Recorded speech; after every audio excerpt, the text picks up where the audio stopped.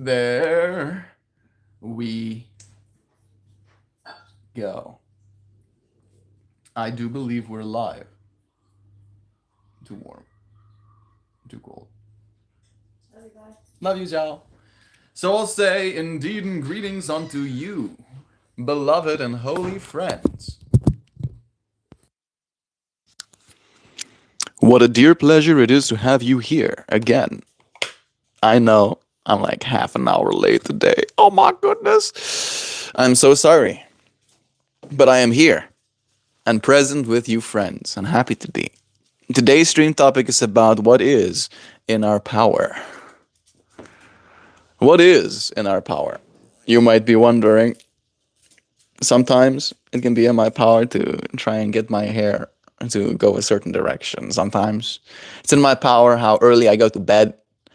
Sometimes it's in my power how much food I eat, how much water I drink, how much coffee I consume. These are the small things that are in our power. And during my yoga session this morning, I was sharing with my class that in the face of global conflicts, we can feel pretty powerless as individuals, right? Who am I to think even that I can make a difference? And maybe, just maybe, you can't. At least not in the ultimate sense, right? You can't tell the US government to not fly their military into Iran and bomb their shiznit. Nope. Unfortunately not. What you can do, however, is breathe. Yes. Yes, big old mindful breath. What you can do is make sure that you take good enough care of yourself that you'll see tomorrow. Right? And I feel like that's the thing that I've been ultra locked in on, is that I am becoming very aware of the fact that there is very little, very, very little in my power, right? And almost to like see it as a boon.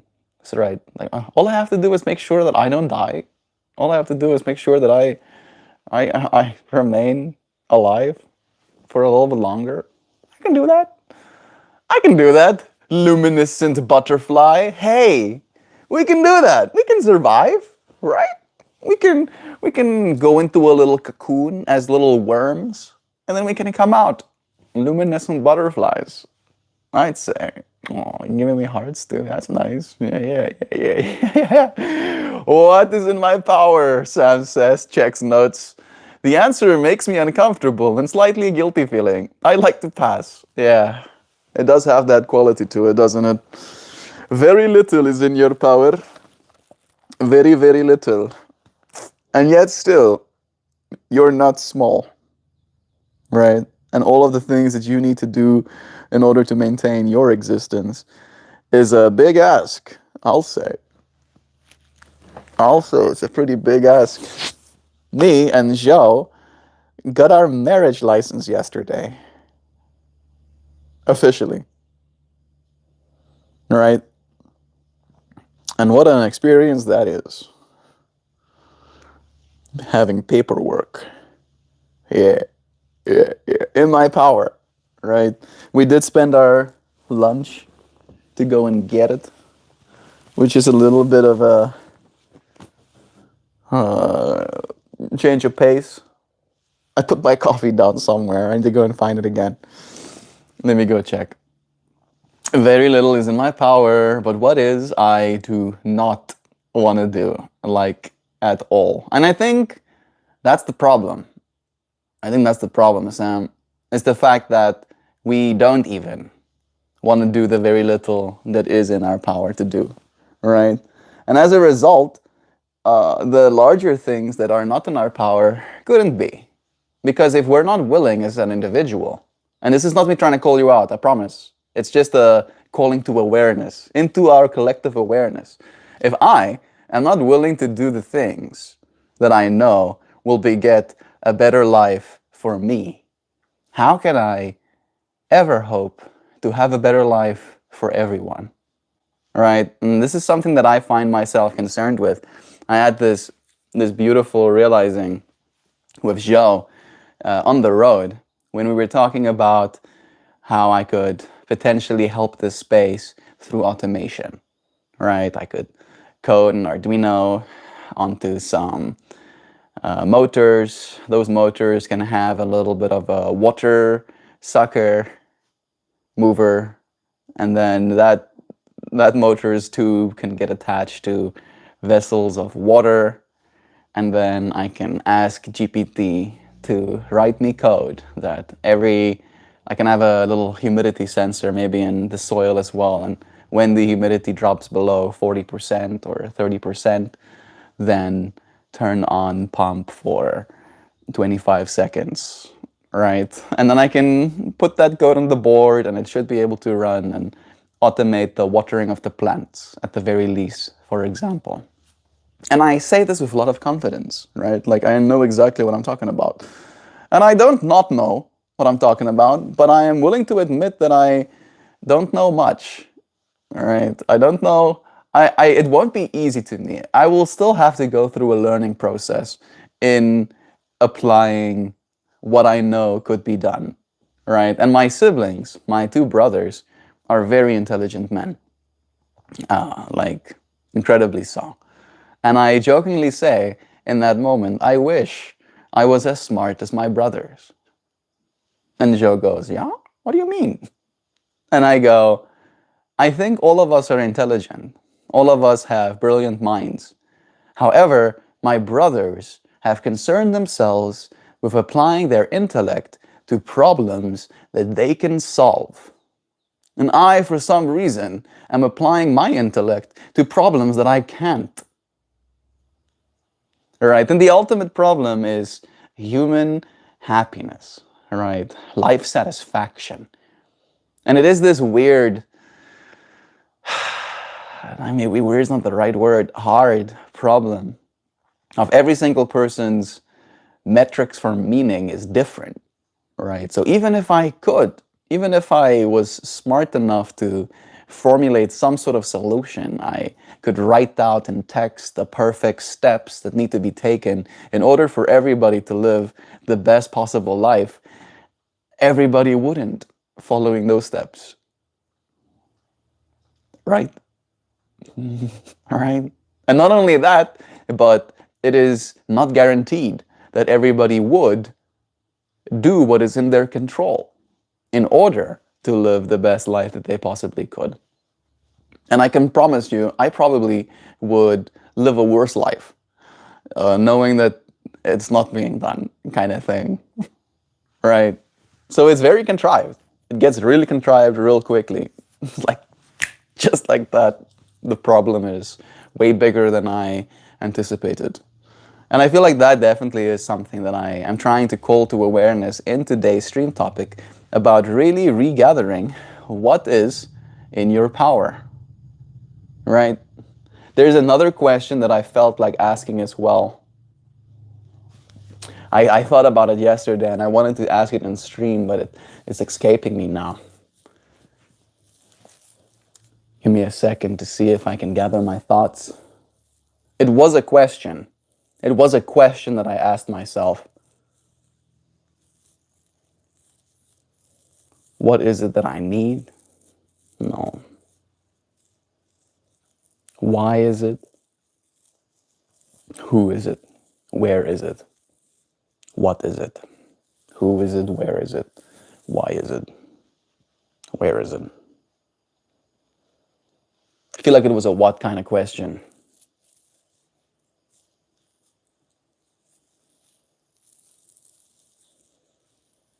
Maybe it will come to me during this stream. What I know for sure is that there's more in my control than I might realize. At least in my immediate experience, right? At least in the ability for me to reduce the amount of anxiousness. I cut the grass yesterday, and while I was doing that, I was listening to a Tom Hardy album. I think it was called Artificial Intelligence. And it's basically like a bunch of his like skit songs. It's music, but it's supposed to be funny. It kind of like cracks you up. And one of the songs is called "Why Am I So Anxious?" And then he sings about like sleeping only 4 hours and doom scrolling nonstop and like just all of these things that are making us anxious as people, right? While still singing, asking why. Like I can't understand. What am I doing wrong? Morning. I have the power to grow a giant monster. Deliciosa indoors. The newest leaf is huge. Nice. Darren sent us photos. What if I feel that everything is in my power? Luminescent butterfly. If you do feel that, and it is in fact true, then I would feel the need to ask you, why? If everything is in your power, why are we doing it the way we've been doing it? Mm. Clearly there's some things to be desired, as we say, you know? I mean, why are we still struggling? I do believe that all of this bullshit, as I like to call it, is going to again push us even closer towards renewable energy, which is great. I love that. All right, but the way we're getting at it is like discomfort. So much discomfort. I think we talked about some discomfort yesterday, right? How it can be a means for you to activate your powers. Lately, gratitude is in my power. Gabbity Goose says, gratitude is in our power. All right, and again, it doesn't take a lot to be grateful. I think that's a beautiful thing to remind ourselves of as well. Dear Gabs, all it takes for you to be grateful is for you to exist, technically.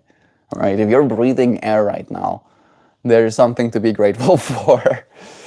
I think what helps us is to remember that we're not perfect. That's a beautiful answer to a question that I don't know if you heard me ask about the whole fractal of like, why are things not perfect? Because we're not perfect. If everything is in our power, the reason things are not perfect is because neither are we. And that I think is a good thing to remind ourselves of as well. Pete Swanepoel agreeing and saying this, love to you. It's nice having you here. Go take a shower. Wouldn't you like that? I am cultivating. I want to make jokes about me cultivating a new scent, but I would be lying. Not only did I shower, but I even took a 1 hour Epsom salt bath. Scathing hot. I don't know if the scathing hotness of it was necessarily a good thing, but I was having a hard time. That's not right. Just like breathing heavy kind of thing, trying to survive. Yo, what's up? Hey Zoe, saying hi to Zoe too, sending you blessings. It's nice having you here, Combat Journeys. Why? So he can tell you how it's done. God bless you too. Thank you, Argel. We have Joe saying we can control the speed and depth of the breath. That's one of those things that subtly brings power back to the self in moments that feel out of control. Remembering we can do that is the hard part. That's beautifully said. Joe saying good morning to all of you beautiful folks. Thank you, Joe, for blessing us with your love as well this morning. We love new folks here, and we love getting to know people. We don't love copy pasta Bible verses. You are full of love. Show us that, not that you can Google basic Psalms. Yes, I can agree with this, right? It's like quoting the Bible is as creative as I'm trying to make a diss here. Give me a second. I need to be creative. Let me be creative. Okay, it's coming to me. Yes. Yes, more. I want to try and relate it to food, I think. Is food going to be the religion? There we go. Boom. I got it. Quoting a verse from the Bible is as creative as wanting guacamole with your tacos. Boom. Get wrecked. Bible verse quoters. It's like, yeah, I mean, sure, you can do that. That's sure, guacamole and tacos. Yeah, we get it. That happens all the time. Right? Maybe it's one of those things where I've had Bible verses quoted at me my entire life. Literally. Since I can perceive reality, since my poor conscious eyes went open, I've been having Bible verses quoted at me. And not gonna lie, it's not been working. In fact, I seem to, and this is like something that you can actually go and look up, and I really do believe I have been blessed. I wanted to say the word cursed, but I think it's a blessing. I have been blessed with something called oppositional defiance. What is oppositional defiance, Melt? Oppositional defiance is this almost instinctual need to go against what your authority figures tell you to be or to do, right? And the apparent biological reason for it is to almost like shake the metaphorical snow globe, right? That if I, as a person, and all people as us, had to just always go with what authority told us, we would be following same patterns that we had established thousands of years ago, right? And sure, maybe you can glamorize that, but I personally don't. I kind of like the novelty of getting to experience reality from my own unique lens, right? Getting to do things because I felt like I wanted to, not because I got told that I should, right? And as soon as I get told to should, the oppositional defiance kicks in, and I can't. I will fight. I will definitely fight. I like when you dance and it's very fruity, but don't speak about God. The Bible doesn't like homosexuality. Well, Cube, you must be gay if you think that I'm gay for dancing, right? Because again, we are reflections of each other. And you cannot see gay in me if there's not gay in you. God loves me. Yeah, God loves the gays too. Clearly, because he loves you. I dance like the gay. Good. Good. Yeah. I'm happy that you're willing to have that. Dance is not something that you should be insecure about, right? Hey, we got Dan here as well. Dance is one of those things that I feel is like a God-given gift to all of us, right? God loved David, right? David was one of God's, like, he loved him a lot. I'm talking about Psalms a little bit earlier, right? He loved David. David was a gangster. Oh, David was fucking, and people were freaking dancing. Yow! Yow!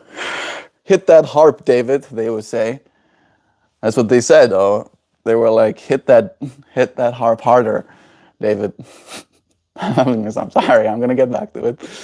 I'm getting back to it. Good morning. BSF is here too. Love you. Once melt is morning, twice blessed. Oh yeah. Oh yeah, you know. You know, hoops, we get blessed in here, bro. Not gonna lie, quoting Bible verses here gets me the same level of irritation as you look like Chris Pratt's insults. The same level of non-effort. Yeah, we do value effort as a community, right? Because it is in your power to be creative, all right? And if you cannot be creative, then be kind. Be kind instead. Be like, hey, I'm a person. I'm sad sometimes, but you friends are kind and you make me feel better. Boom. Boom. Then you have a whole community suddenly standing up for you. Yeah, there's definitely no such thing as perfect. More good morning, hoopty hoops. Got them dreamy tooths a smiling. Yeah. Quoting the Bible is as creative as MeltMore trying to come up with an analogy. Oh, this is Max Payne. I wanted to like have something because I feel all creativity is creative, right? So I was like really having a hard time where I was like, I can't diss anyone else's creativity, right?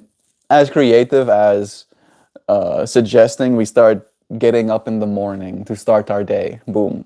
That's a good one too. Yeah, no, I'll keep keep that one.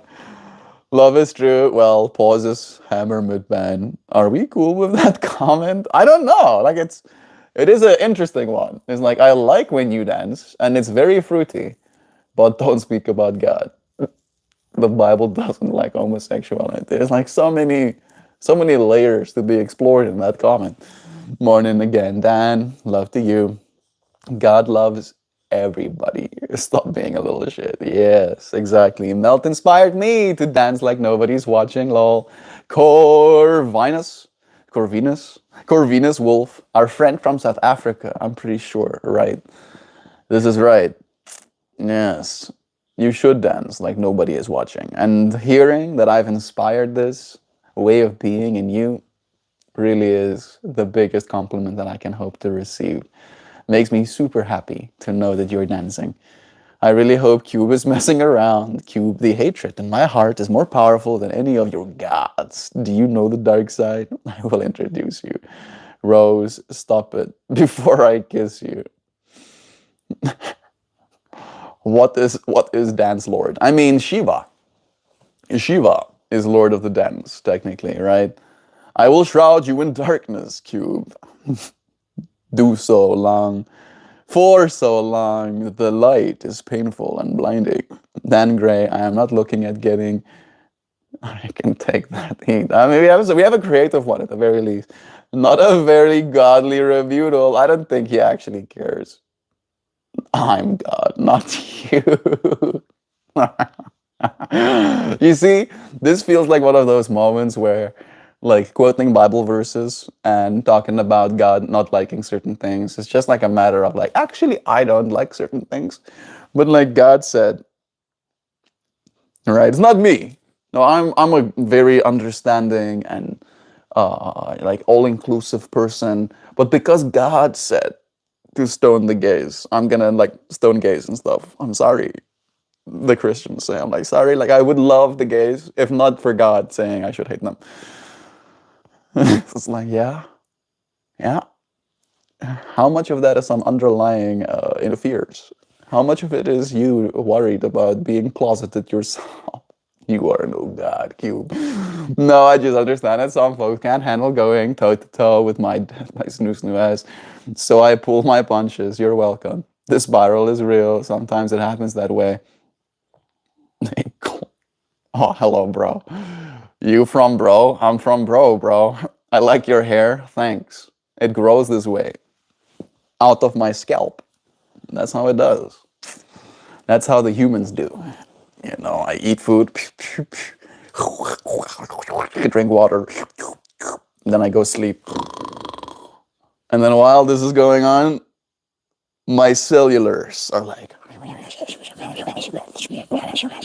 building little strands of hair that slowly extrude out of my top of head. Yeah, 3D printer. All right, look at that. That turns into 3D. I'm Prairie Wolf. Love is true. I remember the Prairie Wolf username. Your name just got changed of the Corvinus. Bless you again. MeltMore, did you want to have a back and forth about something in particular? Today's stream topic is about what's in our power. And I feel like we're like having a dance of like giving some of our power away while maintaining power in our own hands about how it is we're responding. And I'm trying to have like a little bit of a playful, as you said, back and forth in that experience. Cube, I challenge you to a duel. We can see who truly is powerful by our skills with the blade and our knowledge of the Force.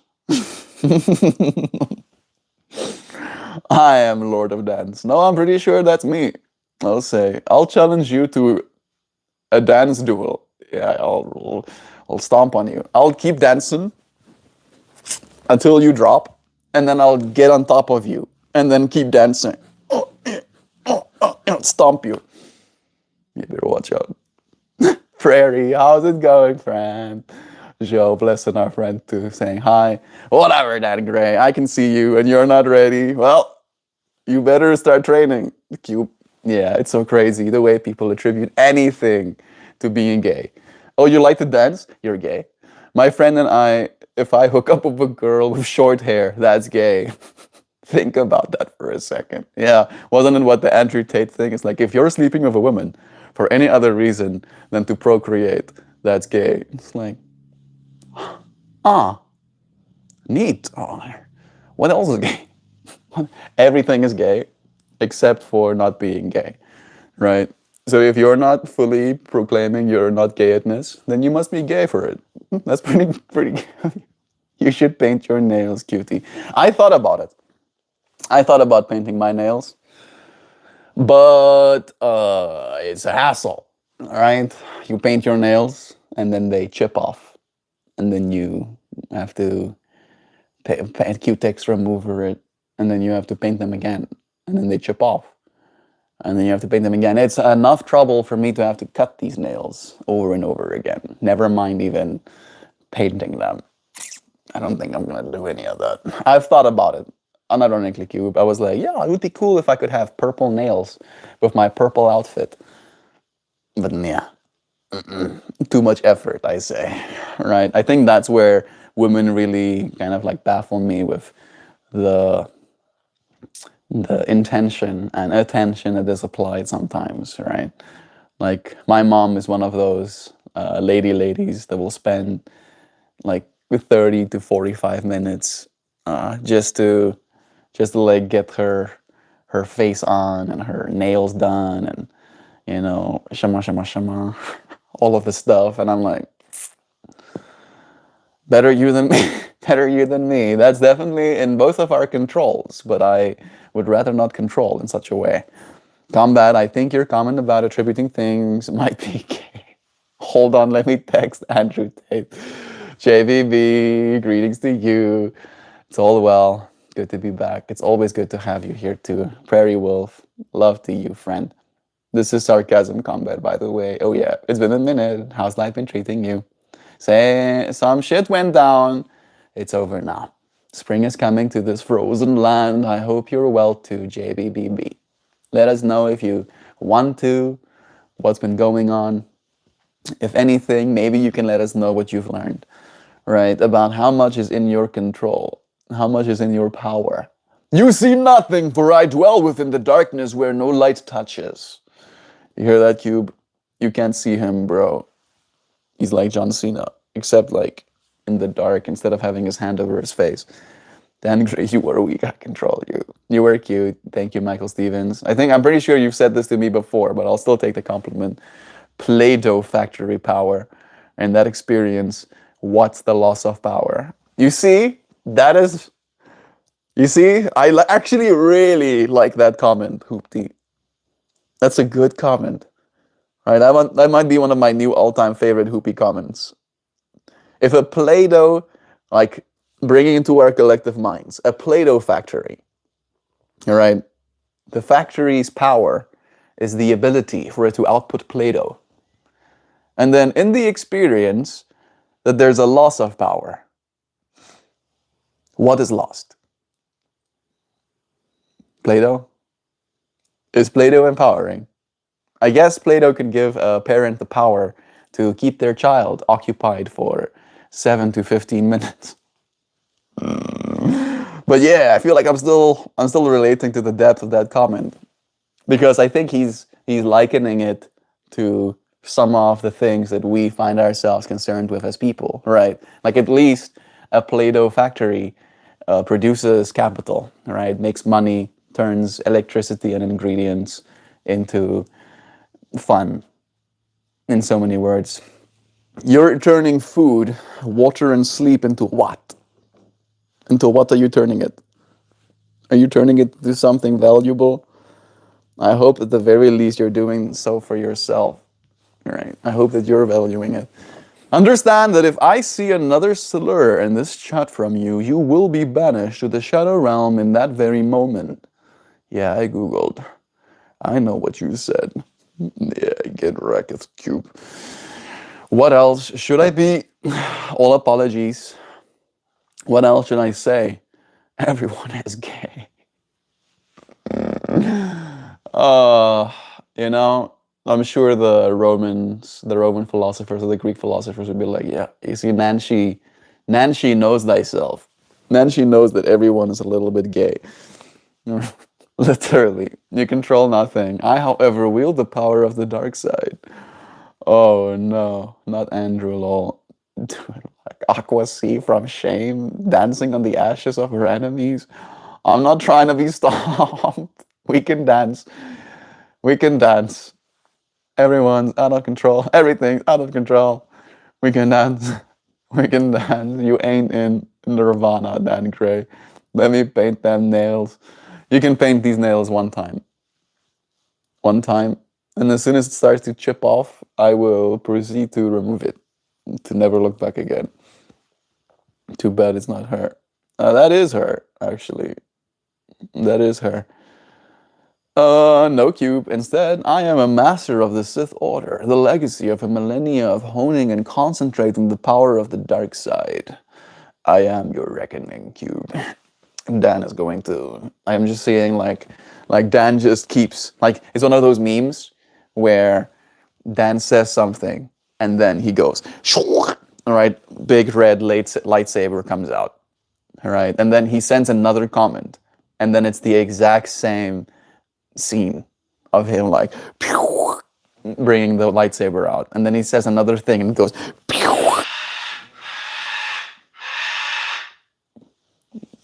So we saw something outside and says something like black nails and eyeliner is perfect. Okay, guys, it would be. I'm just passing by. Hey, Kid D. Oh my goodness, Cube. And now D is here too. You are my father? I am your God. They are dead. Kid D can blow on the fart outside. Oh, what I was hoping for. I'm so lost. I dress like a princess as well, MeltMore. Good. Good. I would literally, no jokes, if I was given a princess outfit that would actually fit me, I would rock a princess outfit. Walk around like the most coolest princess ever. Hold a bunch of seeds in my hand for little squirrels to come in. I'm fucking the coolest princess. So jump on an EUC as a princess, right? Do a jump as a princess, right? Go and do construction as a princess. Freaking chop down a tree, wield an axe like a princess. Oh yeah, I could go for some. I dress only in black. It's the color of the dark. And you just do it. Cube must be 9. Oh, I think I'm lost. My teeth shine brighter than your absence of light.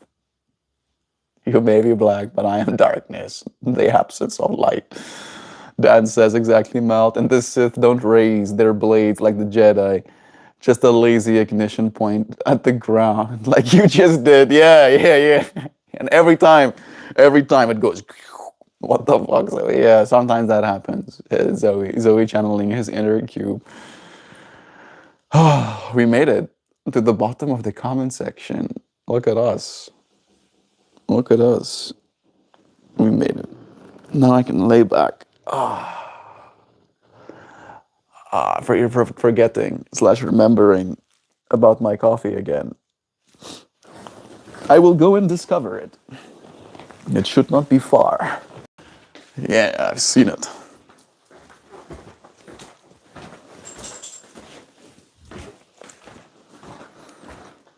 I got my coffee.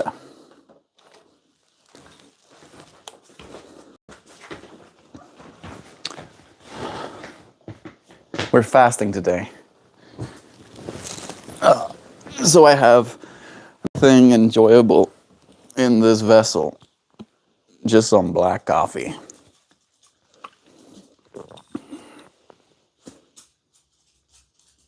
You see that? I'm sad. I'm sad. It doesn't taste as good as I wanted to. Man, I really like cream and honey in my coffee. Look at me why am I getting goosebumps? It's not that bad though. It still has little caffeine molecules in it. That's really what we want, right? Are we gay now that we made it to the bottom? Didn't. That's pretty funny combat journey. Dude, I used to watch all of your movies. You're Polly Shore, right? No kidding. Yep, that's right though. I get paid gangbusters of royalties, right? My bank account is just like popping, right? Like when you go to my specific bank account at the bank, instead of it being like filled with numbers, they're just as like dollar bills, like trying to bust out of the bank account. That's not how bank account works, Mel. Don't tell me how bank accounts work. You don't have as much money as me. With me having so much monies, the poor bank account, all right, is like barely holding together. Oh, it's like I can see the building shake that the bank account's in. It's just the money. All right, they just like trucks, trains of trucks, just driving in more full stacks of $100 bills. So just more. No, the movies were not that good. I was being nice. Well, you watching them still gets me paid. Oh, get wrecked. Get wrecked for watching a bad movie and still paying me for it. That's me winning twice. Combat, I see what you're saying, but I thought of myself as opposed to the fear about them. Maintaining power in our hands around this time of day. As we chat and sip tea, it's nice. Leave off, they give it away, and it stops parts, please. I agree. I agree, Hoops. It's time for us to reclaim the sanctuary and sanctity of this space and remind ourselves that the real thing we're talking about today is the power that we have as individuals. Right? You do have more power than you might realize. You have the power to change your life. You have the power to show up and make a difference in the lives of others as well. And I thank you, friends, for using your power in the way that you do with me in these moments, for showing up and for adding to this complete space. Polly Shore is like 98 years old. No, nice try. Instead of why he was trying to troll, failed, and is trying to nice guy wash it. I like it. Rose, I think I love you. Of course. I got the power. Believe it, you can achieve it. Thank you, Sawyer -1. I've seen you now here 2 times. Welcome back. It's nice to have you here with us, dear friend. You might have been here before. This might be the second time you're saying something. And I agree. We do, in fact, have the power. We do have the power to make a difference. And I think it's one of those things where if you really believe that about your experience, that's where it really starts. What does being in power look like to you?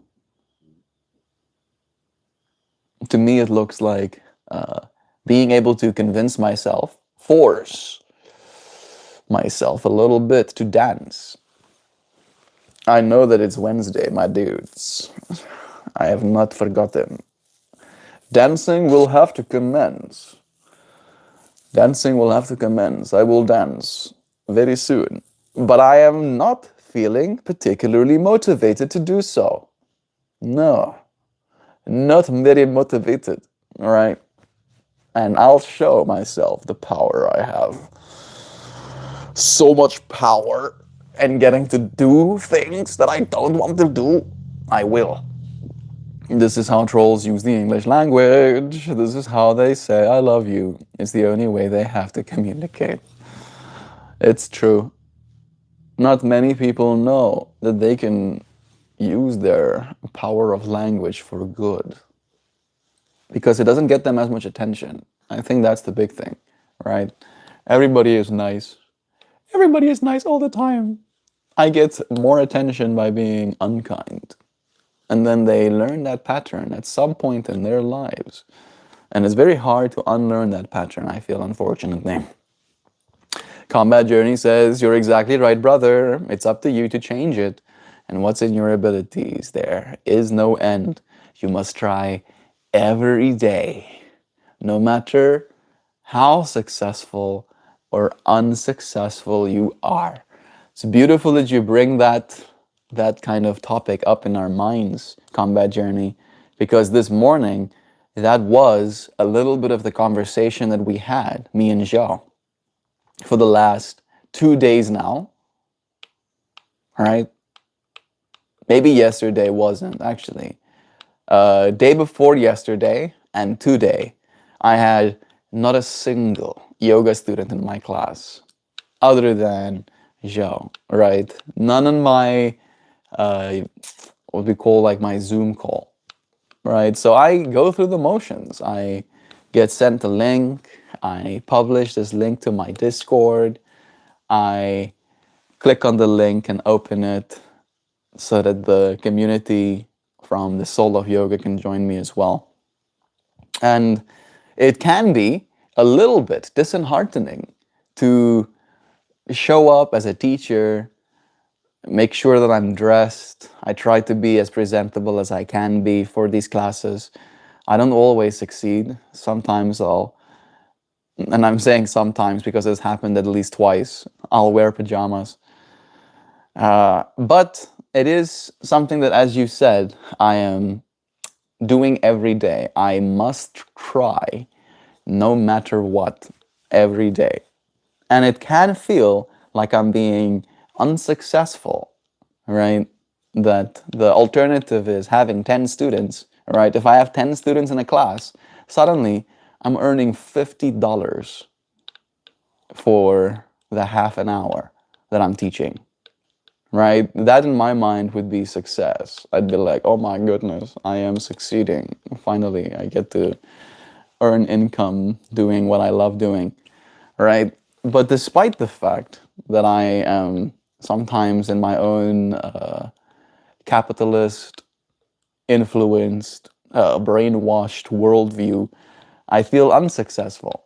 But I don't stop doing it, all right? Just because it's not very comfortable to be unsuccessful doesn't mean that I stop, right? That's still the thing that remains in my power. It's not in my power whether or not my students or a student shows up. What is in my power is the fact that I will. I like that. I like that. I like that I'm like really, I can feel it crystallizing in my brain. It's like that's the power that I have, right? And no one can take that power from you. No, nobody can take that power. You have to relent it. Cuba's boss level troll. I've been entertained. I've been pretty entertained too, actually. This is how, yeah, not giving a shit what people think of you. That helps. That is like success, again, right? Because it's not about what they do, it's about what you do. Bet you're the prettiest of the dozen. I have one beauty pageant. I like the saying, what people think about you is none of your business. What people say about the world they see says more about themselves than it does the world. It's true. Just a regular, I don't dance, I bust moves. Nice. I'll bust some moves too. Mel gets to finally earn at some point. I'm going to at some point finally get to earn. All right. Sooner rather than later, I believe. Dan, it's one big cube. He's a wombat. They dookie squares, I was about to say. Don't the wombats poop squares? Show got it. Yoga, you should be a stylist. My mom is a stylist, technically, in a way. I could be a stylist, too. I could be a professional skinner of aloe vera leaves and putting the aloe vera goo on your face at the nest. Yep, I could be. What's up, Zoe? Are you a good girl? You want out? He's been good for the most part, right? He's been quiet for like 44 minutes. He did have that big scream when he saw something outside. What's up, Zoe? Are you a good girl? Hi. Hi, Zoe. Want out? You want out? Come on. Come on, Zoe. It's a good girl. Hello. Oh, we're getting you out. Come on. Come on. It's cold out here in comparison to your room. Hello, Zoe. So nice and warm inside your room, bro. Yeah, look at you. Look at you, Zoe. There's you, bro. There's you. Wow. Hello. Hello. Say hello, hello, hello. You're happy, happy, happy, happy. Happy, happy, happy, happy. You happy, birdie? Huh? You want a cookie? Is that what you want? You just want some cookies? Huh? You want some cookies, Zoe? Is that what you want? Let's see what the people say, okay? Yo, I got your email. Good. Good. I'll be looking for my $10,000 deposit. Melt, stop redefining success for yourself without updating the one behind the curtains. You hear that? You want a cookie? He is trying to get me to move. You want to move? You want to get a cookie? You want to get a cookie? Huh? Okay, let's go get a cookie, all right? We're going to get some cookies? Okay. All right. All right. All right. Okay. All right. Let's get a cookie for you. Yeah. Ooh. See what you want? You want this? You want some of this? Yeah? Let me see if I can stuff this walnut for you as well. Okay? You wanna get on my shoulder? No? You don't wanna get on my shoulder? Mwah. Okay. Yeah, he will tell you what he does and does not want. And clearly being on my shoulder was one of those things that he did not want. Okay, I'm gonna put that walnut in there. Yeah, I'm putting walnuts in your cookie. I'm putting cookies in your walnut. See that? Be good. Don't bite at me. I'm getting this. Look at that. You see that? Yeah. Yeah. I'm putting walnuts. I'm putting almonds inside a walnut shell for you. What a good girl. Yeah, you're being a good girl, Zoe. There we go. You happy? Yeah. You want to say bye-bye? You want to say bye-bye? Say bye-bye, Zoe. Say bye-bye.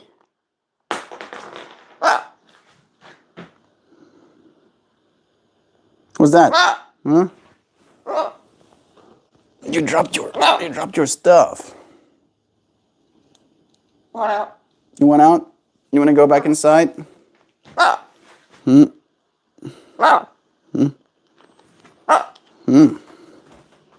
This one has something to do. Yeah. Yeah? Is that so? There you go. Good girl.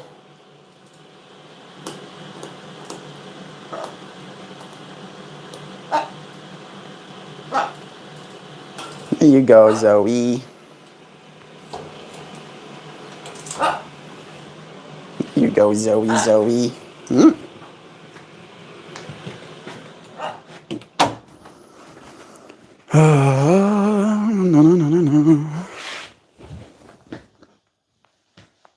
All right. Back again.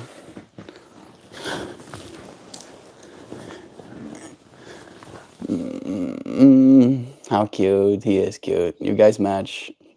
Mel says he thinks the problem is his desires, but I'm saying desire is life.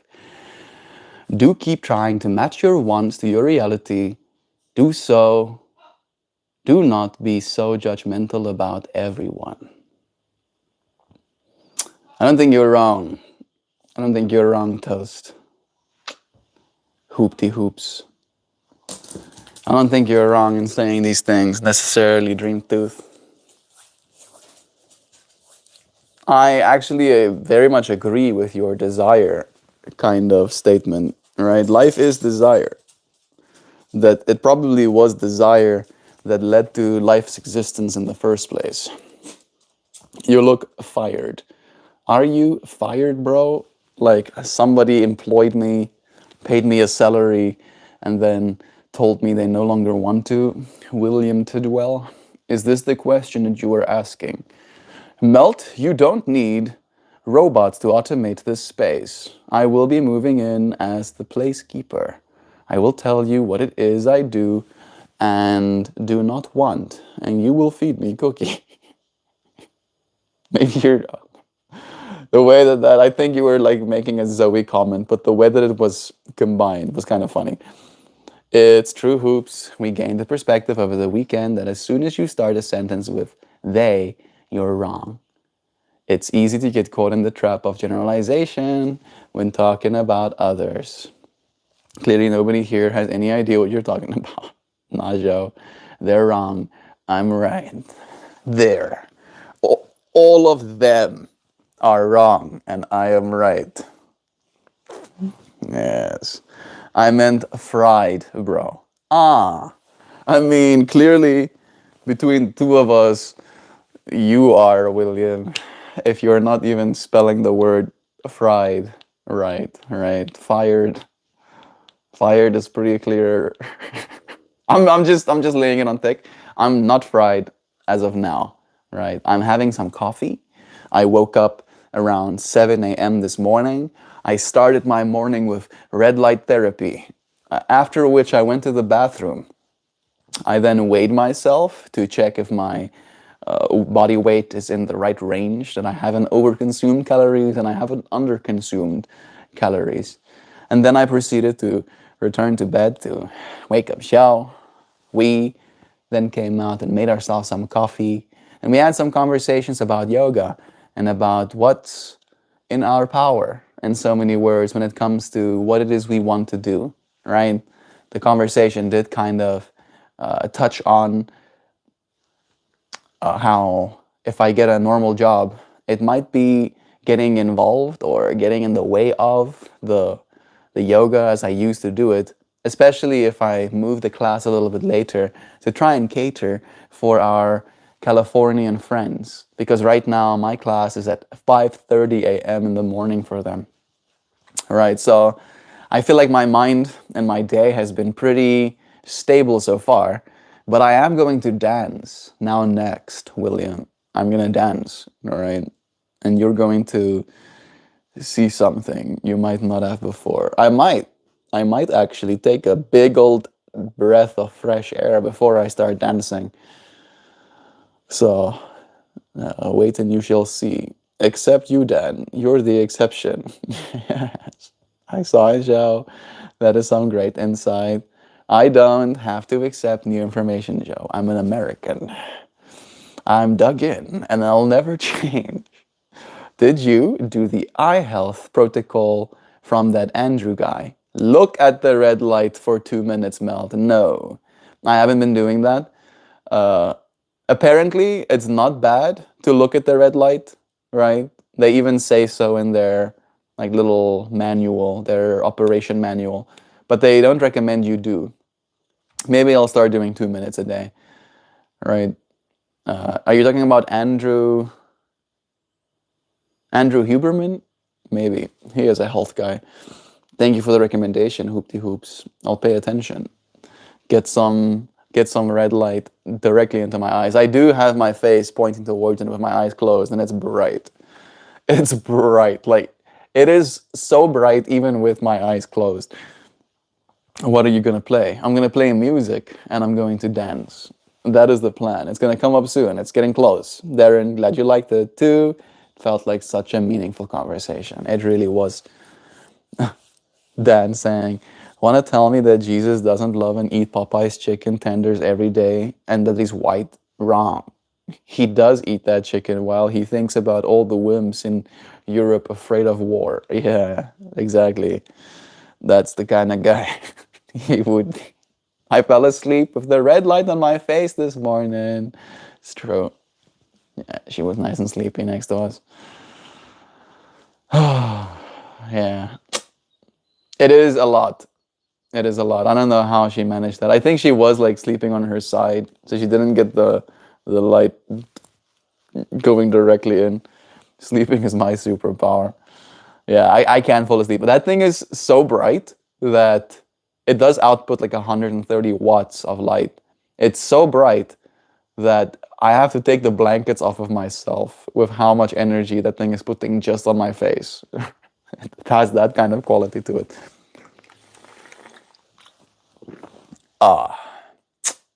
Nice. Are you using a red bed or a mask? It is a panel, Prairie Wolf. It is a panel. It's one of the smaller ones. It's not one of those full body panels, right? It's like this big, but it's still fair sized. And for facial health, right? Like that's basically what we're using it for most of the time. I will like expose my lower back and like my scabbed skin. I lost like total, it was like one patch was this big and then another patch this big and then another patch this big, but like total I lost this much of my skin, and I've been like exposing those patches to the red light as well a little bit every now and then I have like a face protocol which is like 20 minutes in the morning, and then I should get like a hair protocol as well where I sit up straight and I get my hair a little bit closer to it, get my skin some exposure. It also apparently helps for hair growth. I don't know about that yet. I think it's gonna take us some time before we can really tell, but it would be interesting.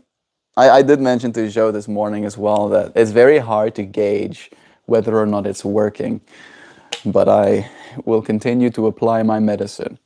Sam, for your information, I wrote all these comments from inside the cab of my pickup truck. My lifted. You should add lifted. It's more like my lifted pickup truck.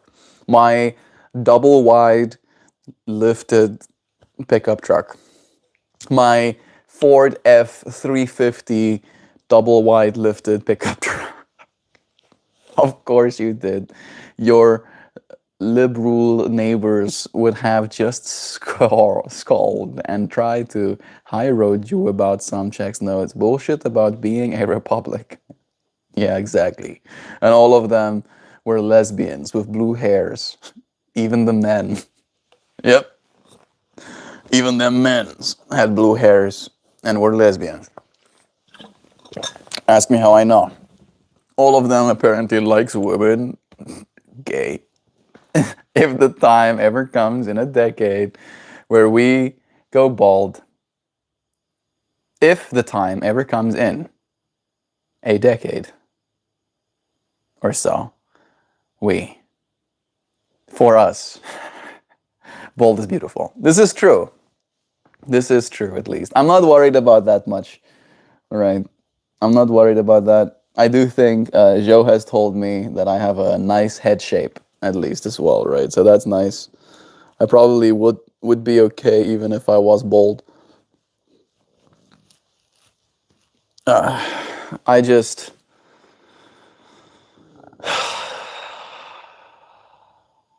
spend a lot of my time forgetting about it.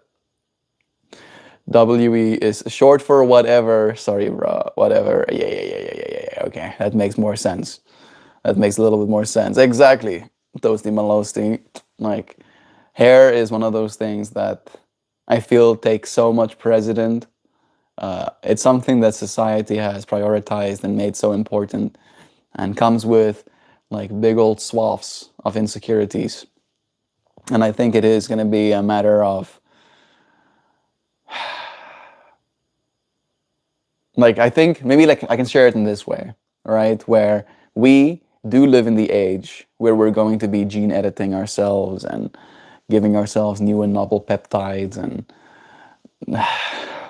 having topicals that never before existed because of AI medicine and stuff like that, right? And in the same way that we had like a whole society kind of with the whole body positivity and how that went away, I wonder if the same thing would happen as well, right? Where it becomes a financial thing and no longer inevitability thing, right? Because I think something like 70 is the number 70, it might be like 60% of men over the age of 40 start experiencing balding, right?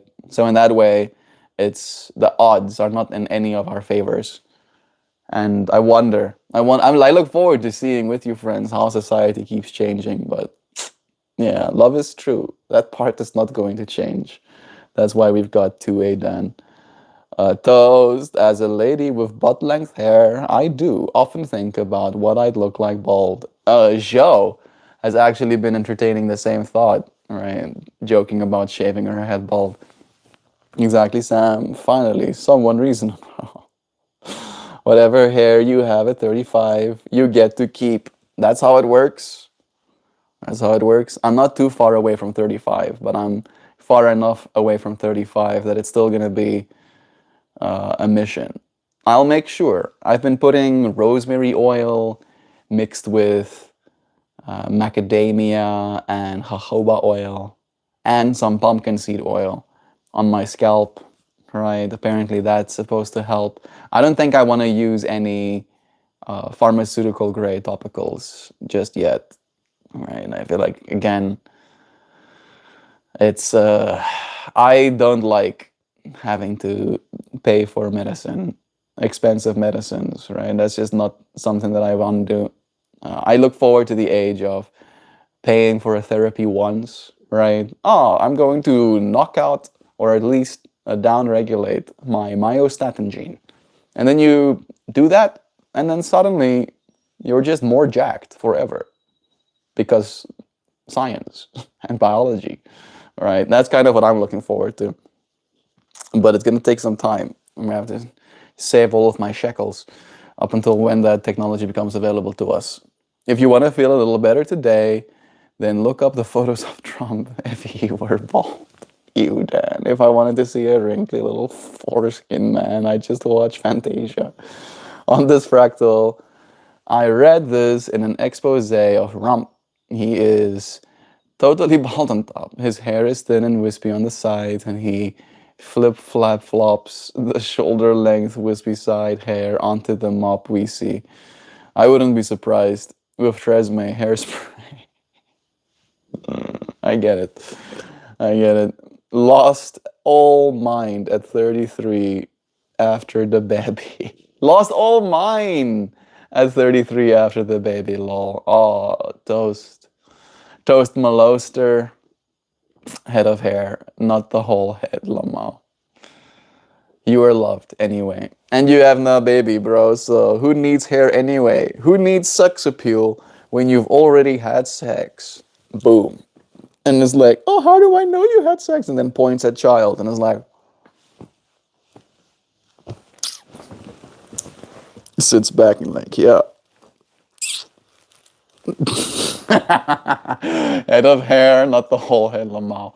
Maybe the whole head, Futurama style. I don't know. The future is weird.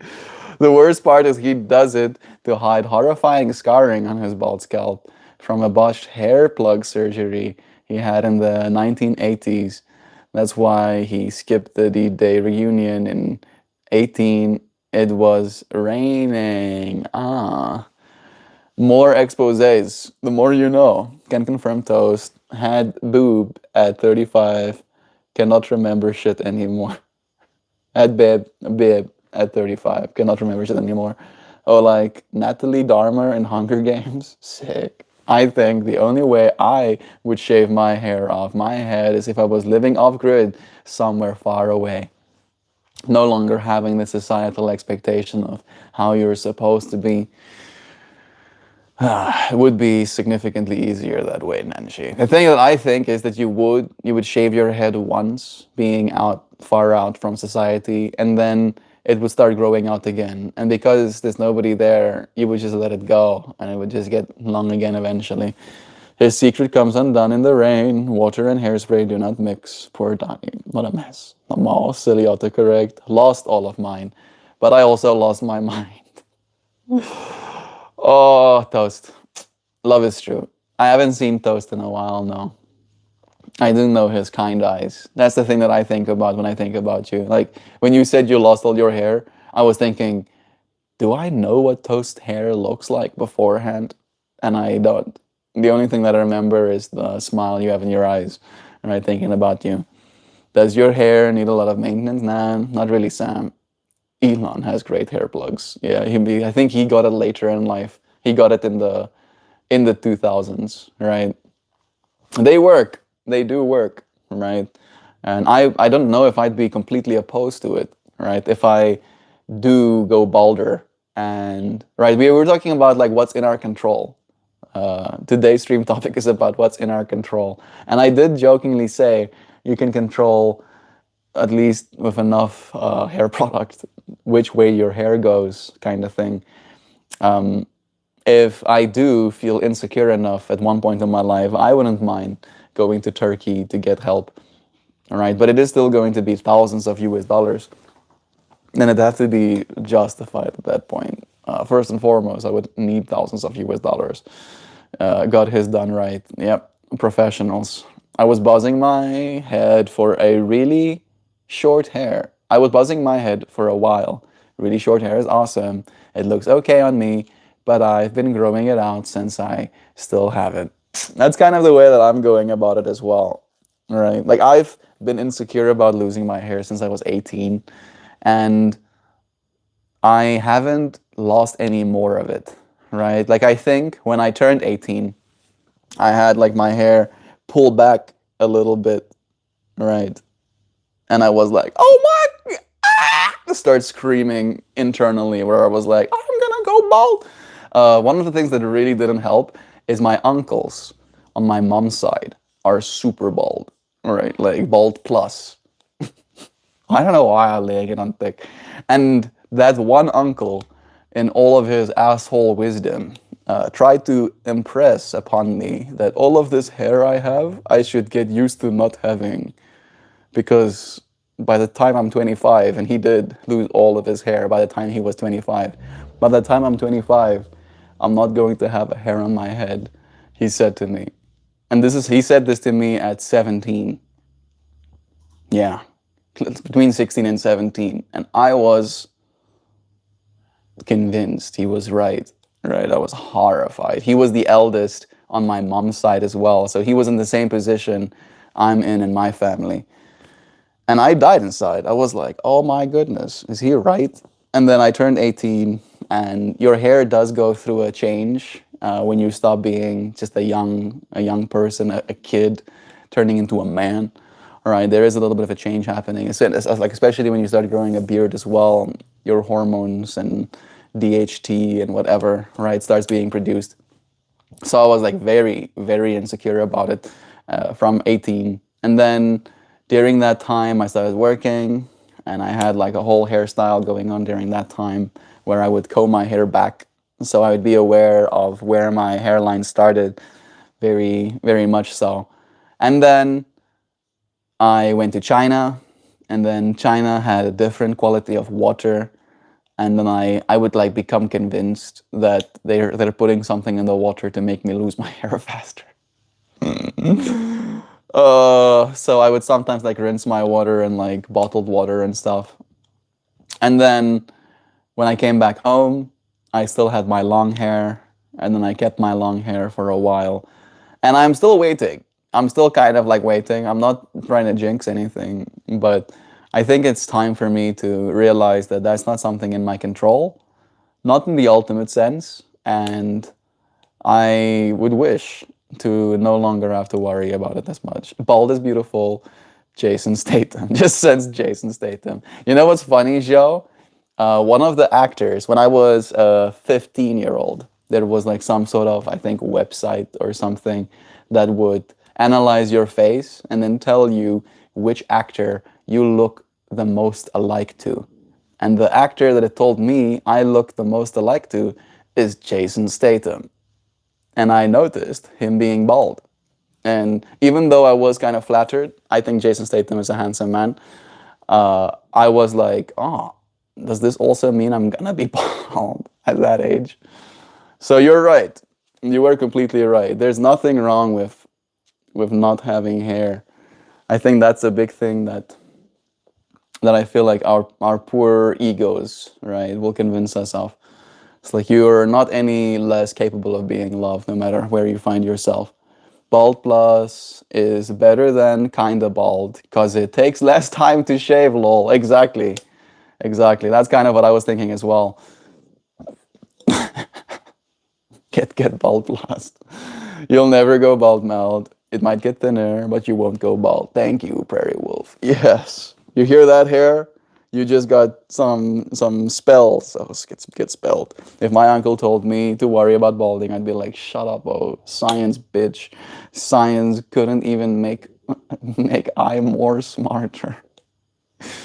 Can't make I more smarter even a little bit. Bald is beautiful. Love is true. It is true, right? Uh, I don't think it's that big a deal. If anything, it's just a matter of like personal preference. And I think convenience as well, right? I've shared the fractal of like watching. It's not what you look like, it's how you rock your Eunice. Steve Buscemi. What you smell like is important though. Yeah, this is true. That one you do have control over. Talking about control. Yeah, well, Steve Buscemi can take his science elsewhere. What's the time? 10:41. I'm gonna finish this coffee. I think my vitamins at this point have processed. I took it easy. I shouldn't dance hard enough to start flushing red. I hope at least. Lol, that emoji kind of looks like Steve Buscemi. You're right. With the far out eyes a little bit. Is weed and cologne a good combo? I sure hope so. I sure hope so, Dan. I think it depends, right? I think it depends on the cologne. I love how Nancy was like, depends on the cologne. I was gonna say it depends on the person, right? If you're lucky, the way I am, you'll have cologne on, and then the person you love will smell your cologne and go, wow, you smell good. I want some cologne. I mean, yes, that's the one. So it does depend. It definitely does depend. Okay, it's time to dance. I cannot further ado. I need to dance. I can feel the dance is calling to me. I feel the caffeine also being like, all right, okay, let's do it. Let's do a thing. Let's do it. Let's make a thing doing. Let's get it done. Okay, fine. Calm yourself down, I say to myself.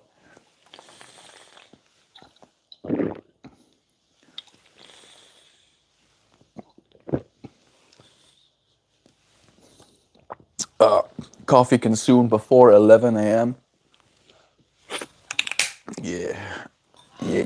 Following the biological rules. Considering the half-life of caffeine and consuming it accordingly. I need to go get my speaker.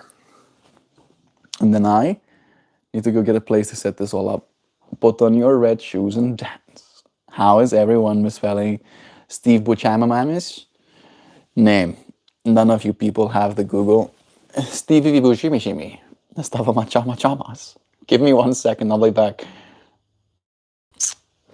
Yay, returned. Now I should be able to see this data as it's outputted.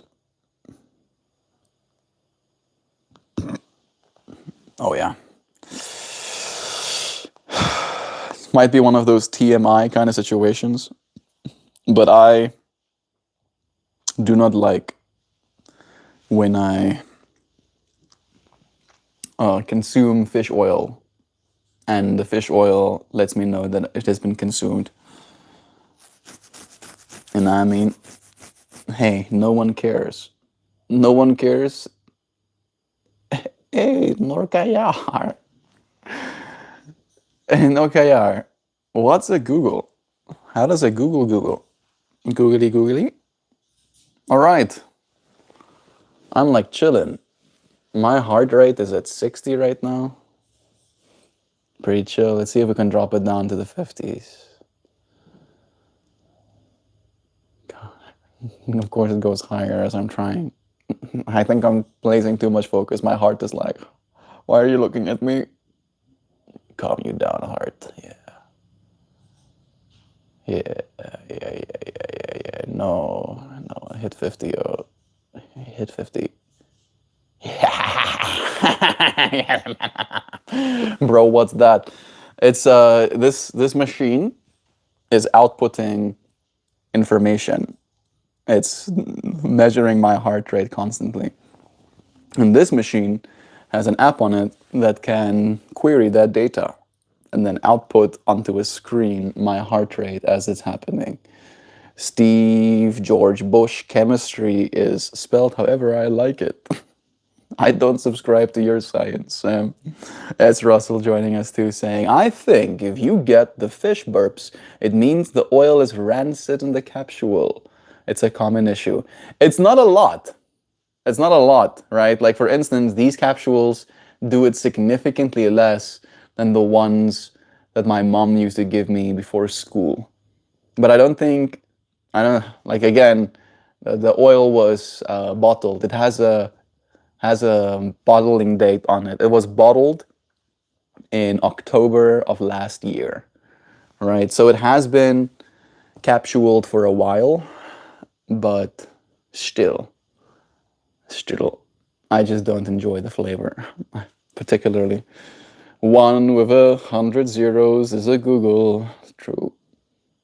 It's inaccurate. No, no, it's not. Evildoers. It's very easy to calculate your heart rate, right? Very easy.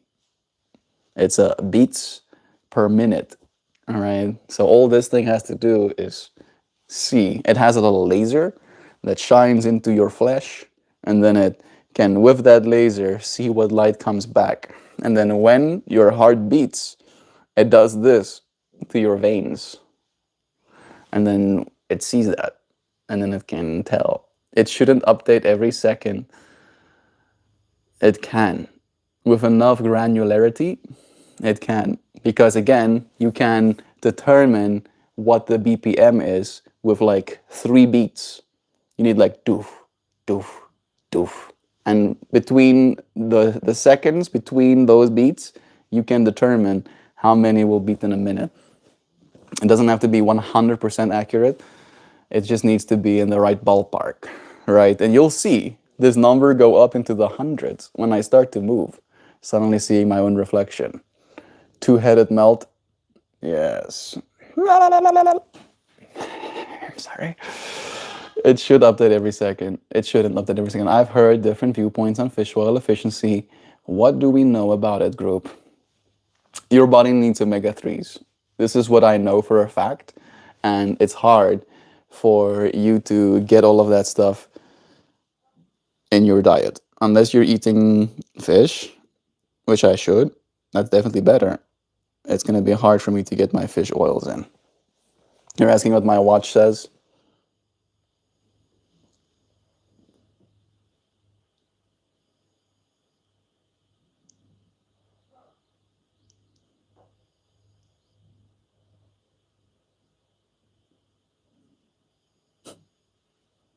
$62. This one is at 65-ish, 64-ish. I think I was definitely stressing myself out trying to be super calm. How does he know it's accurate? Could it be he's just saying compared to your watch? I like fish oil, but pure untreated cacao powder is a boost. That's true. Yeah. That bromine, no, is it? Has some sort of compound in it that helps your heart open. It's not as good as eating fish, high in omega-3s, but it's better than nothing for sure. A lot of doctors prescribe it for lipidemia. I don't know what that one is, but not surprised. Do split screen, not eating fish. I'm not eating fish. That's fucking gross, you guys. You should eat fish. You should feed your kid fish at the very least if you don't want to eat it. The watch is better. You saw it took some time. Yeah, it's not better. It's not better. This device, its only job is to check my heart rate. Right? This device can call my devices, can skip my music, can have timers. It has a calculator on it, right? This device is a multi-purpose device. This device is a very one purpose kind of device. It's not completely accurate. It couldn't be 100% due to the nature of data transfer, but it's accurate enough to know that the body be working. Yeah, salmon over steak all day. Yeah, if I could afford it. Like if I could afford either steak or salmon. Yes, these are the kinds of judgments we can definitely make. The number of parasites you can find in a piece of cooked salmon. Nah, I'm good. Technically, you get very few parasites in cooked salmon. Like, that's the cool thing. Theobromine. There it is. Yep. Prairie Wolf knows what I'm talking about. Jump 10x, then measure again. You like fish sticks? Yes, actually. I grew up as a kid eating fish sticks. I did technically enjoy them. The best way to get caught up on everything is to get your blood work done frequently. That is what I need to do next. I do need to get my blood work done. They can be inexpensive. They can be expensive, but if you have insurance, if you don't have insurance or the money, it's true. I'm still waiting on getting insurance. And then when I am insured, I will start to get my blood work drawn. It would be good. Just eat salmon. Yep. Blake Griffin, the one and only. Yep, I'm Blake Griffin. Now, Blake Griffin is a cool name. I wouldn't be mind being called Blake Griffin. I haven't been to the doctor in like more than 2 years. Means that you've been healthy, ideally, Dan. No, Mel, it's because it's too expensive. No. It's because you're so healthy and in great health. Healthy. My hope is that one day I just die and I don't have to think much about more than that. Well, joke's on you, Dan. I'm going to inject you with immortality serum as well, which means that if you die one day, it'll have to be in like some sort of tragic accident. We'll have to have our spaceship explode or, be in some sort of car crash. But there's no dying of old age in my watch. I'll watch you age old and inject you with more immortality serum. Tuna salad, and replace the mayo with avo or egg yolk. Yums, body likes. I've also been healthy for 5 years. Good. I'm happy to hear that. Russell says, it's cool how the O2 saturation monitor works. It shoots a laser through your wrist and oxygenated RBCs absorb that wavelength, so it measures how much of the light is reflected back into the sensor. Yeah. It is pretty cool, right, S. Russell? These things are sophisticated. We really are becoming more integrated into our technology, right? And if you can figure out how to use these little pieces of tech to take care of your well-being, to almost like in the way that I've been trying to do it, is to gamify your health, is to gamify your sleep, gamify your exercise, right? Like yesterday when I cut the grass, I set onto my Whoop that I'm going to be doing yard work. And then it tracks my heart rate, kind of like gives you a score for how taxing that experience was in your system. And it logs your data, right? So you get to point at a big graph that has like elevated heart rate, and you can be like, this is lawn mowing heart rate here. Tuna tastes good, but the prices are crazy. Everything is so expensive. When I die, I'll be the healthiest one in the cemetery. Canned sardines are surprisingly healthy and cheap. That could be it. It's just the chewing bones part. It's hard to kind of come over. I kind of want an Aura ring. I'd rather just wear a regular watch because I like collecting them. Yeah, Aura ring is pretty cool. I think Rhett and Link are investors in that company even, so I saw them talking about it too. I don't think I need any more biosensors. I already have 2 biosensors on my body.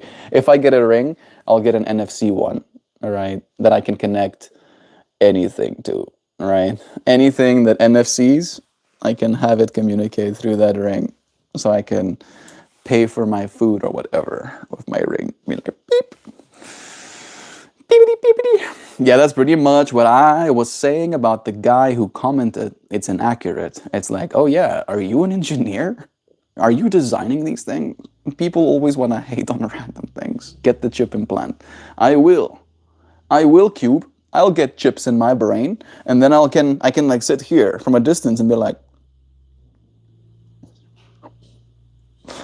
and then suddenly I like find out your IP address, and I tell your toaster to over toast your toast just a little bit, just enough that it's not perfect, but not so much that you suspect anything. With my new brain chips, yeah, it's in your hand, my queen. Aura ring is just a mood ring. No, no. Aura ring is like same. It's like it has sensors. It has a little laser in it as well. It's meant to like help track your sleeping and I guess heart rate too. But it's so small, such a small little battery, such a small little laser that the information that comes off it is not as reliable. It'd be funny to put the ring on your middle finger so that you can pay for things. You get to flick off the terminal and be like, that is kind of funny. I'm sold. I think I'm gonna do that, Russell. But you have to look through 22 ads and put in your CC info for your brain chip to work. Again, you can take them out, right? If that's gonna be how it is, I'm just gonna have it removed. I'll be like, thank you. No more brain chip for me. You can have this, my IP address. This job sucks. It's Russell. Russell is a genius. The middle finger flip off, it is pretty funny. I like how the friends are laughing.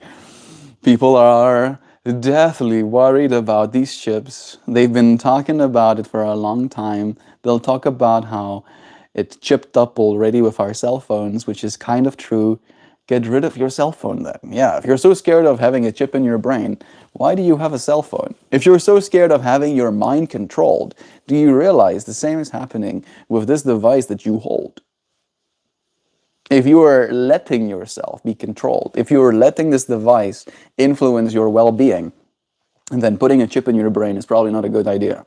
But if you have the maturity to use these devices for the benefit of your life instead of the detriment to your life, then the same would be possible with an implant as well. Hold versus implant is a bit different. It's true what you're saying, but again, personally, I hate holding a device. Personally, I don't like it, right? Especially when it comes to my social interactions. If I could do everything that I do on my cell phone, right? And I wouldn't be able to do this because, again, a brain chip won't have a camera and a microphone, ideally. Like the fact that if I take a cell phone out while I'm like maybe I want to search something quickly, right? And now me and you are having a conversation. So instead of me having eye contact with you, I go.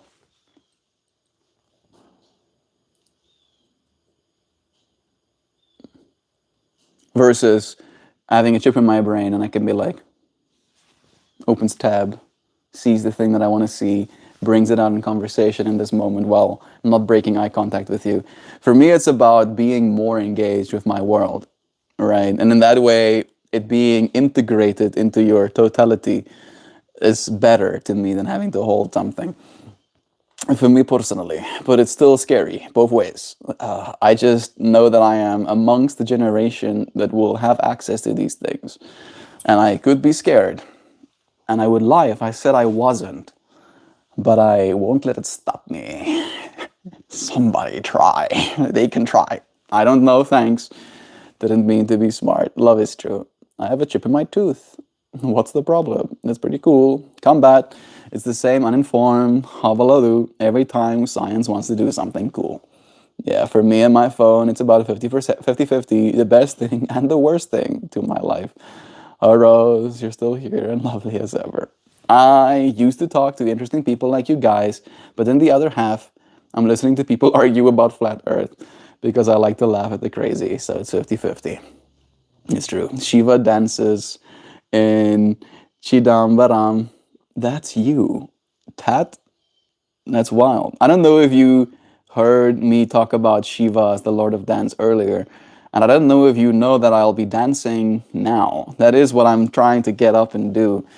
Combat, flat earthers are another level. If I see someone has meta glasses on, they are instant, do not interact people.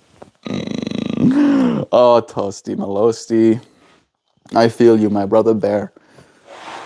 We live in the future. Lol, oh my goodness, no. Yep, I'm dancing, bro. I'm gonna dance. It's gonna happen. Literally, right now. There'll be dancing. That sounds like pretending to be present, having to hide your mind, being elsewhere while looking someone in the eye to create a sense of togetherness. No, it's not a pretending to be present. It is an actual presence, right? Because when for instance, maybe we're having a conversation and you're like, I wonder about this. And I'm like, yeah, I wonder about it too. And then I can query that wondering, find out the information. And then while we're still having the conversation, right, like max presence. To me, it's like more presence. I don't have to interrupt the flow of conversation we have to open a phone and pull the information out. I just get to have the conversation with you naturally. Again, it's gonna be weird. That part I can agree with, but I don't think it's going to take anything away from us. As much as we're willing to give, dance for us, baby. No, stop. Stop. We're not fucking doing that today. Do not. It means Shiva dances in the space of consciousness, or Shiva dances in the heart of the devotees. And no, I don't know. I mean, anyway, I see it in you. Thank you for seeing this in me. It is true. It is the experience that I'm showing up for, right? Creation and destruction through dance. Oh man, I literally listen to flat earth people, conspiracy mood, moon landing, any pseudoscience. I consume it to listen to the debate, but it helps me spot crazy people. No, yeah, meh. I want to know the person's interpretation, not regurgitation. Yeah, well, right. I hear what you're saying.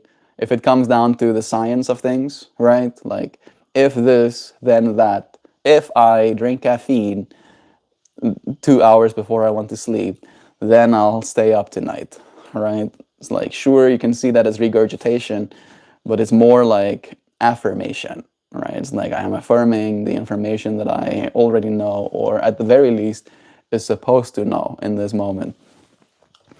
But I see Joe feels a certain way about it.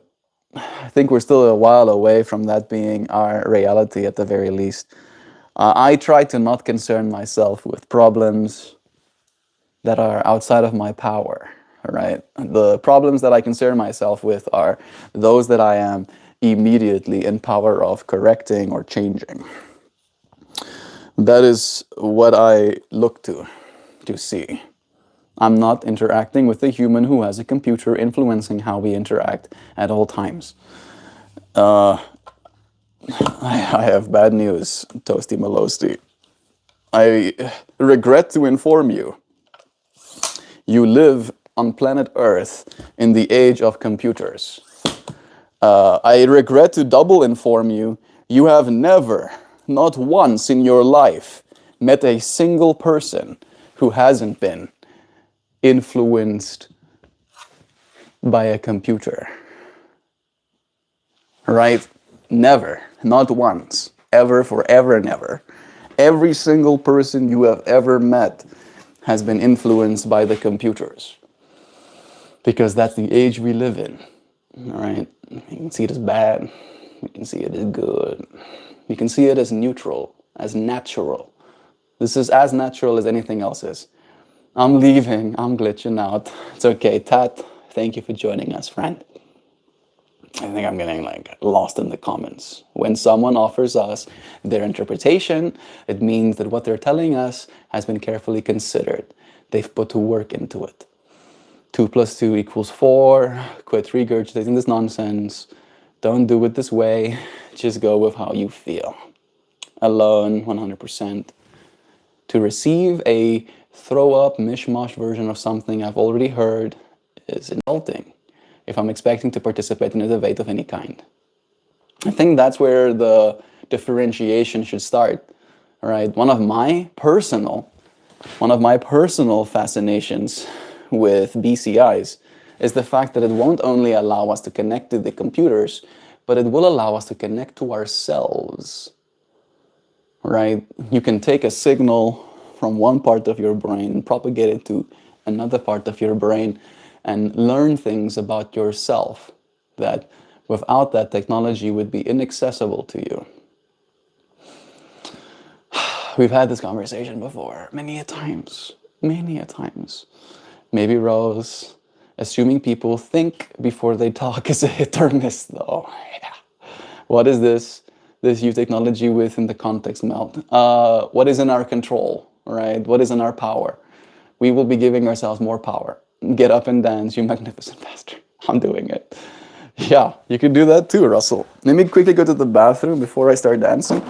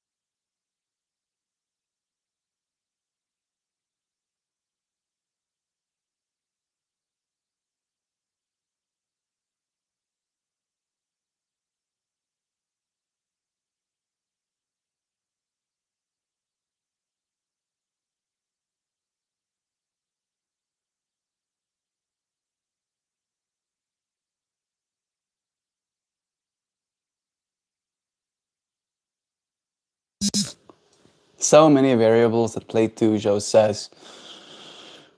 People will use it differently. We'll see big changes in behavior that simply cannot be predicted. We'll have to move through it with awareness. Yes, it'll be up to us to consciously evolve with these technologies alongside us, right? In the same way as cell phones. That if you, with your cell phone, did not show up in a consciously evolved way, you would be doing degen shit on your phone all day, right? Gambling the little bit of money that you make, if not gambling, exposing yourself to explicit imagery, if not exposing yourself to imagery, going and getting in online fights with strangers about things outside of your control, if not fighting with strangers online, you would be watching people die, right? That's ways in which to use these devices that is not consciously evolved, right? And at the same time, we have come to use these devices to connect with friends, to find ourselves together as a community. And I believe that these technologies in the future will enable us in the same ways. Yes, you could, and yes, some will use these technologies to hurt themselves.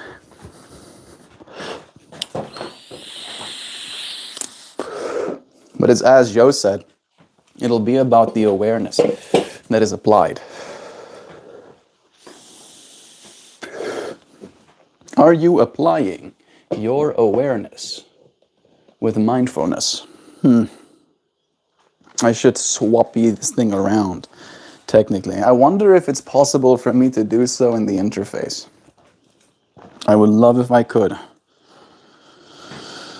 Let's see. Will this thing let me in the settings? Overlay settings. All right. I can make it bigger. Cool, I'll do that. The heart icon, I'll make bigger as well. 77 pixels. The background, I think, can stay black.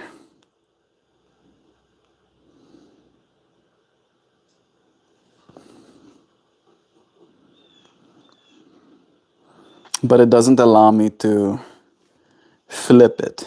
I don't think, at least. Does not look like I'll be given such an option. The camera will have to be flipped instead, I believe.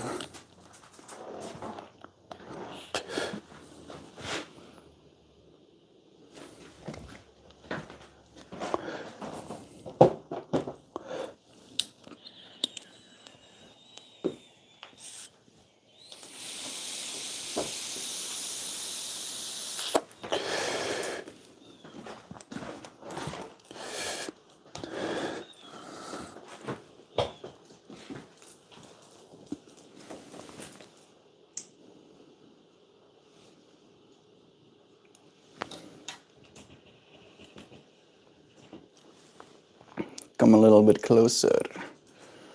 Let me speak to you. Let me read these comments that your friends are sending. Doing so with awareness. So cute to expect others, motherly influences, to be about the same. If you find an ant in your beverage, do you take it out and then finish the beverage?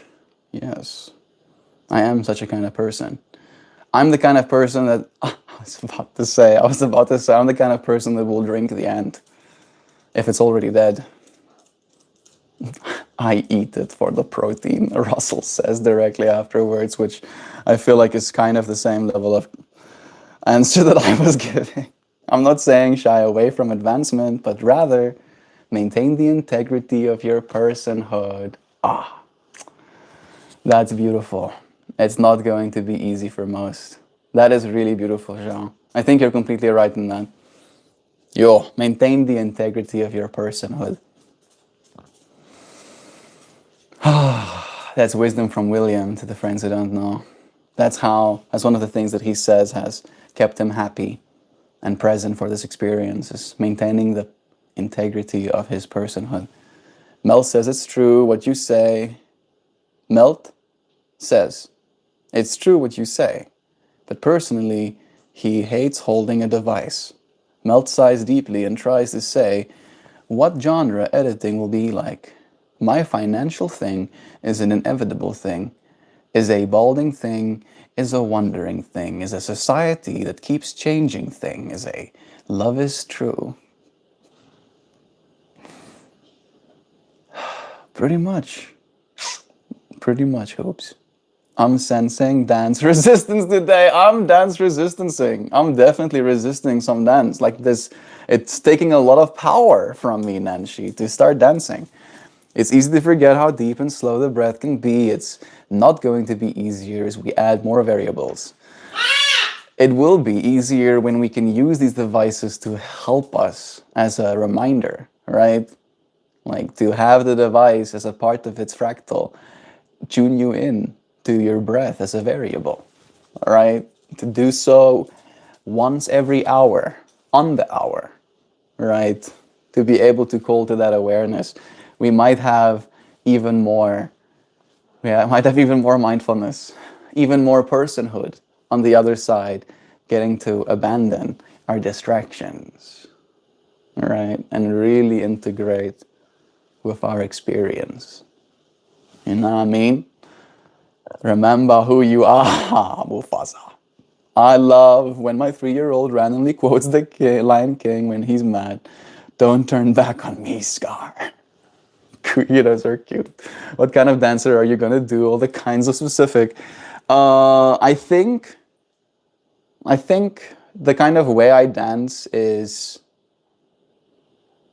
like disco freestyle. I think I heard someone say that. It's like, yeah, your dance is like disco freestyle. And I'm like, didn't know that. I dance basically to the music. I dance the way that I feel I dance. I'm very hoppy in my dances. I like stepping on beats, boom, clap, And then I like moving my hands to melodies. Womp, womp, bam, bam, bam, bam, bing, bing, bam, boom, boom, boom, bing, bam, bam, bam. If you have to know, I'm interested in what kind of music. This is the part that might be hard to get with, if we're going to say it in so many words. It is psytrance. 135 to 145 BPM, progressive psychedelic trance, which means that it is trance. So there's going to be melody sounds, right, that have right, psychedelic, which means mind manifest interest, right? It's going to be like your mind is going to go like, whoa. And then the trance part is in having a rhythm, right? It gives you a rhythm to get lost in. However, I personally don't like a rhythm that remains too much the same, right? Because with the way I get lost in 50 different ways in 5 minutes, right? And if the music doesn't facilitate that way for me to want to be, then I feel like I'm stuck, right? You'll see me move every time the beat shifts in a little bit of a different way as well. Because if I was just doing the same dance move, all right, at some point I'll be like, okay, enough. I need something else. I need to do something else. All right, so that's pretty much the gist of it. Hope that gives you some context. It can make things easier, like any other tool. Oh yeah, if you use a tool well, it does make things easier. If you use a leaf blower to blow leaves, it makes the leaf blowing easy because that's what it's made to do, right? And if you make a tool to help you do mind work, right, you have to have that tool very close to your mind, right? And your mind is not you.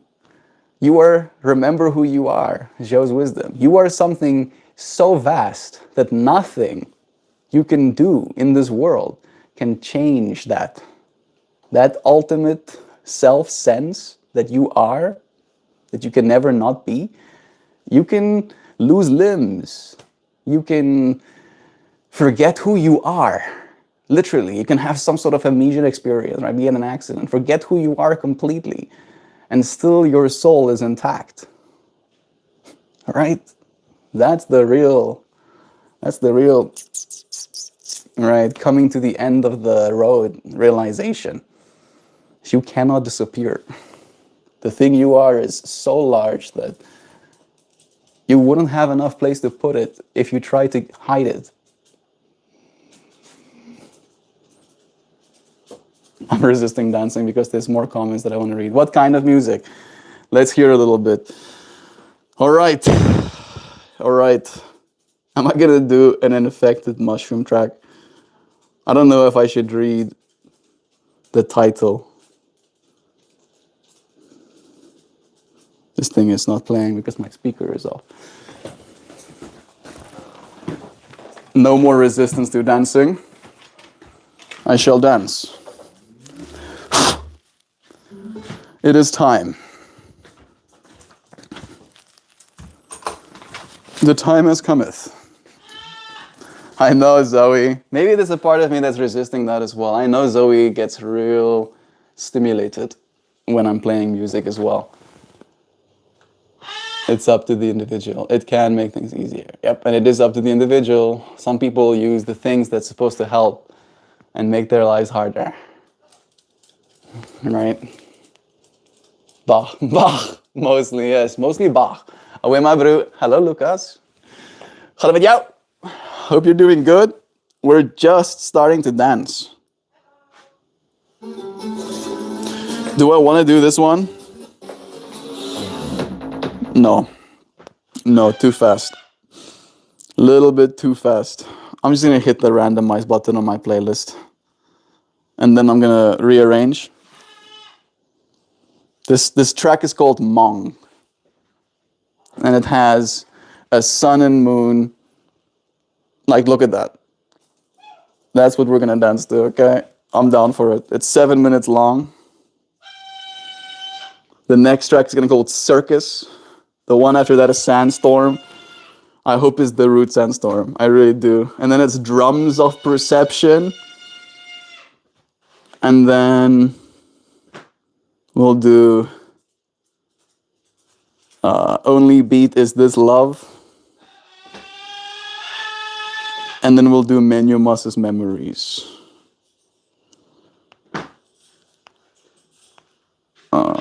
And then we'll do Memento Mori, People Are Strange. That feels apt. And then we'll do Distinct Sides, Hear Your Heart.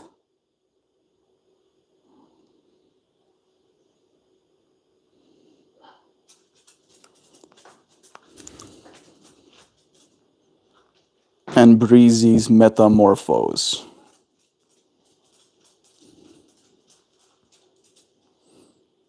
Sweet. Now we got a playlist. 1, 2, 3, 4, 5, 6, 7, 8, 9 tracks. Feels nice and complete.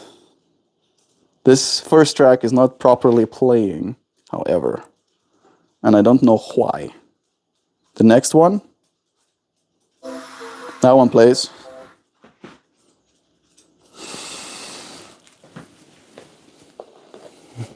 I really want to know what this song sounds like. Why? Why, sir? Why are you not playing? Isn't Memento Mori metal? No. No. This is Memento Mori in the psytrance genre. Memento Mori as a metal band sounds pretty sweet though. I don't think this song is gonna play. It seems to be stuck, which is fine. Are we gonna dance to the circus track first? Feels kind of fun. Beep beep bop boop bop bop bop bop bop up.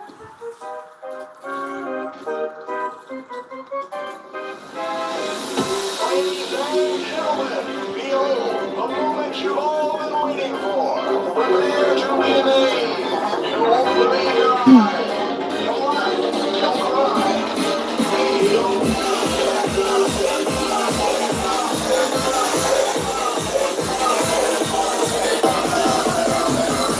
That heart is so big.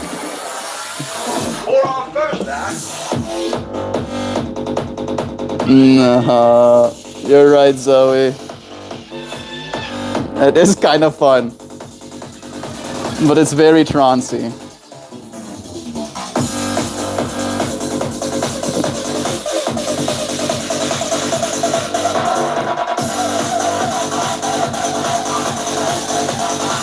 There we go. No.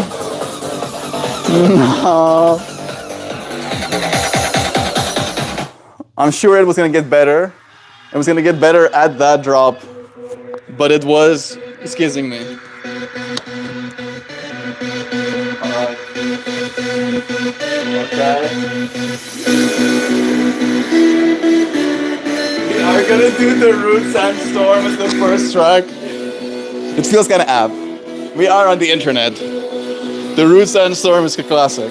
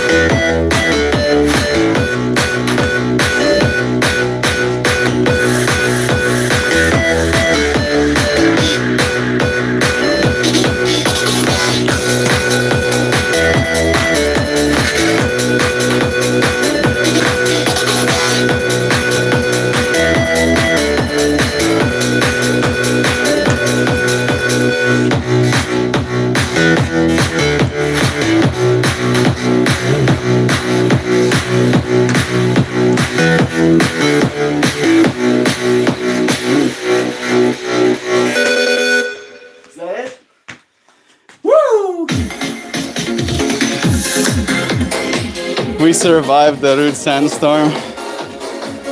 What? Only 120s? Oh, get it.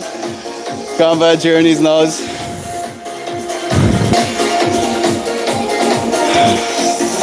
Your presence is appreciated.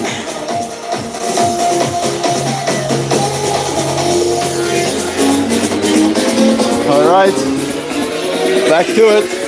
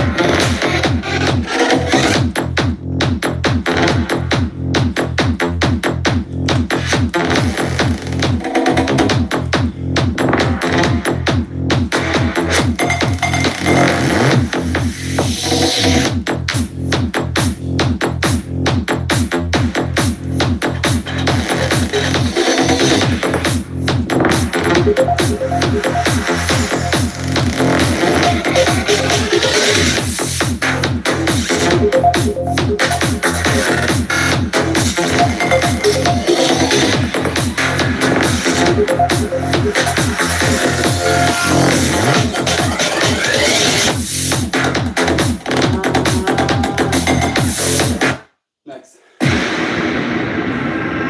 I wanna love you.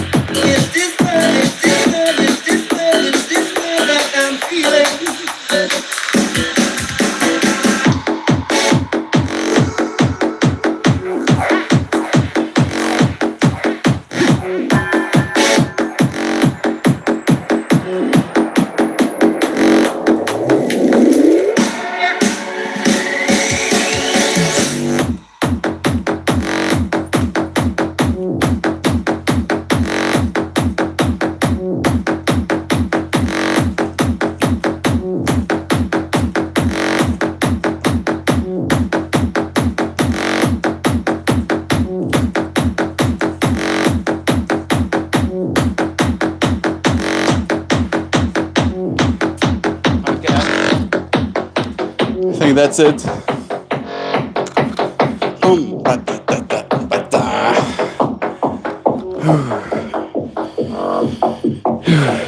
This slaps. Yay, Prairie Wolf. It's so fun being here with your friends for this deep. Kind of like the Bhangra style dancing. I love that the dog is watching. You see him in the corner, just chilling in his little kennel, his safe space. It's like, what is happening out there?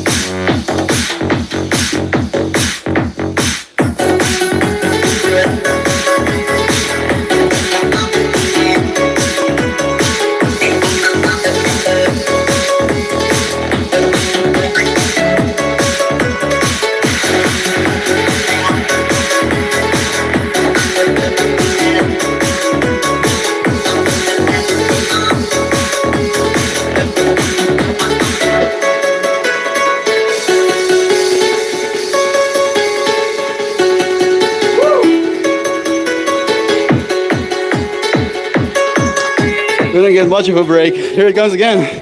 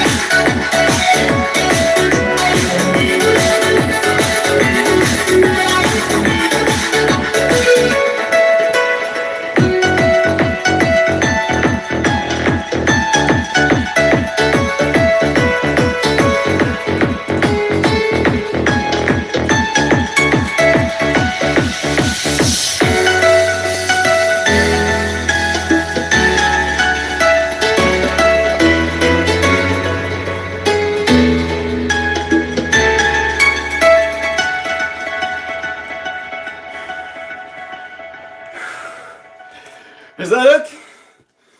We did it. A whole menu must track. Done.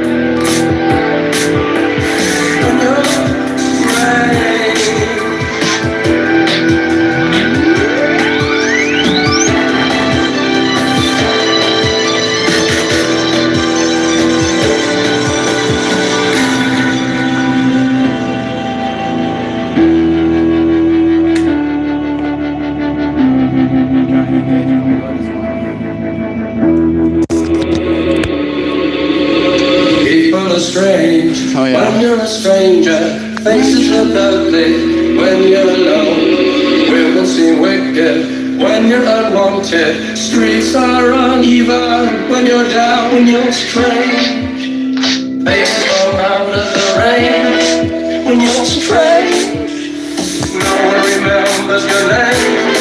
When you're strange, when you're strange, when you're strange.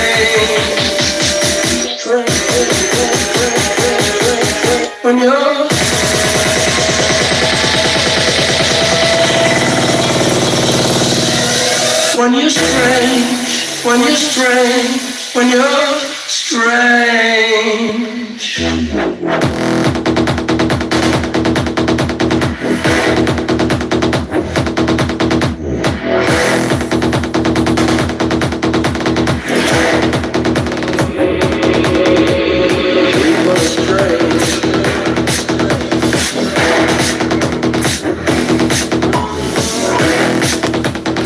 don't know about this one. Might be a little bit too fast.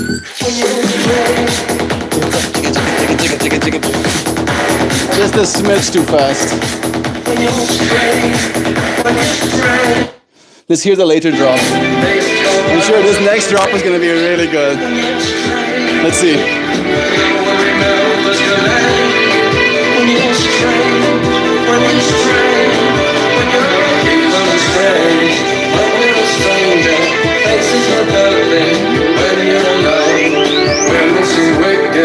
When you're unwanted, streets are uneven. When you're down, when you're down, when you're down, down, down, down, down, down.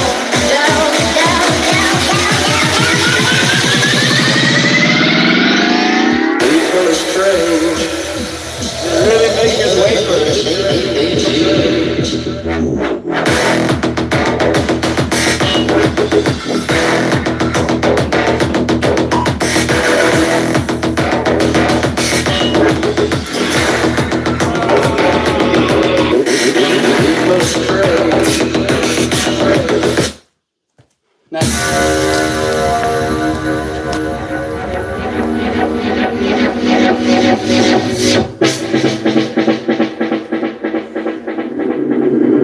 When you open up Your eyes, your eyes, your eyes, your eyes, your eyes.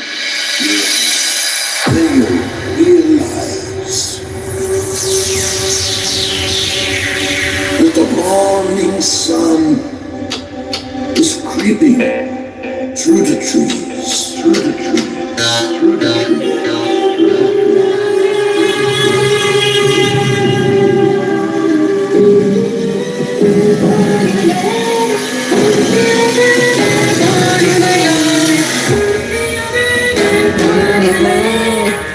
oh yeah, some weird melodies.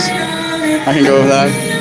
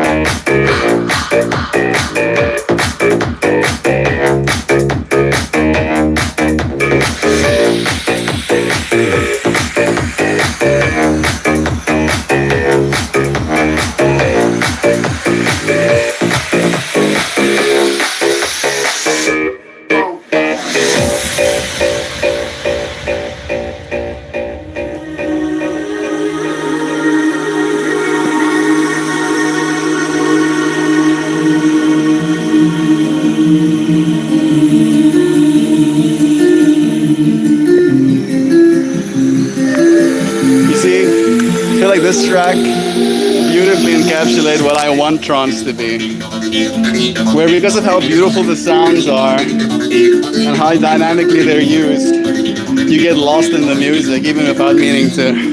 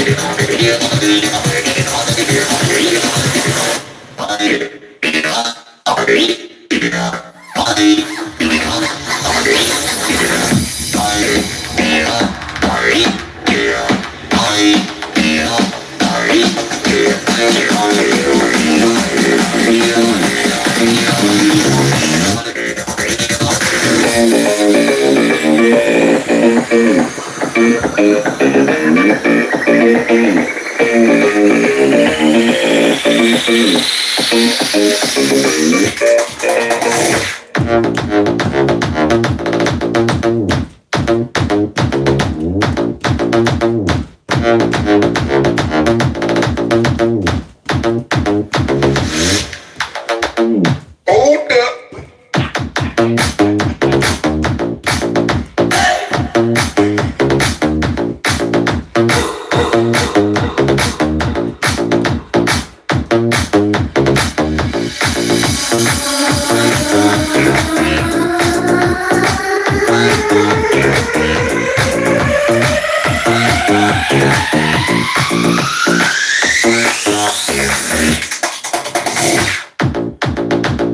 Listen, listen, listen,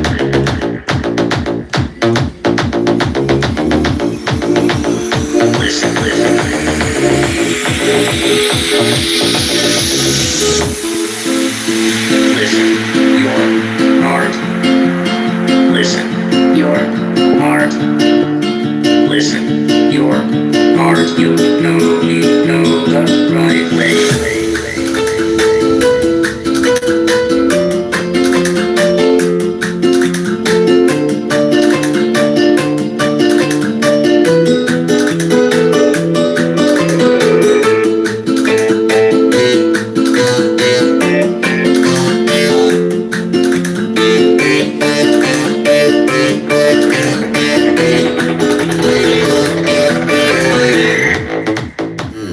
Listen. Your heart. How dare they?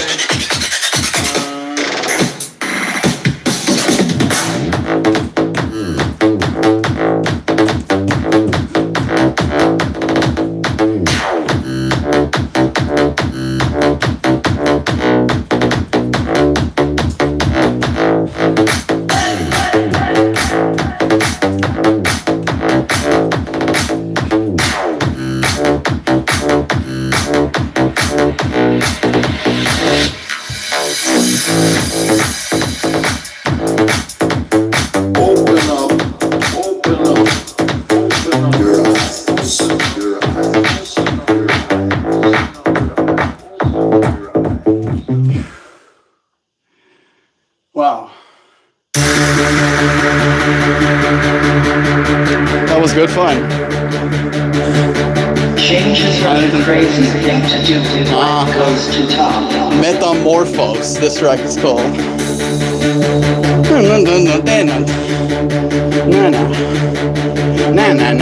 Change your life inspired by you and love. Make the changes with no fear. No fear. You must change. All must change for there to be change. Right? This is a metamorphosis. This is a metamorphose.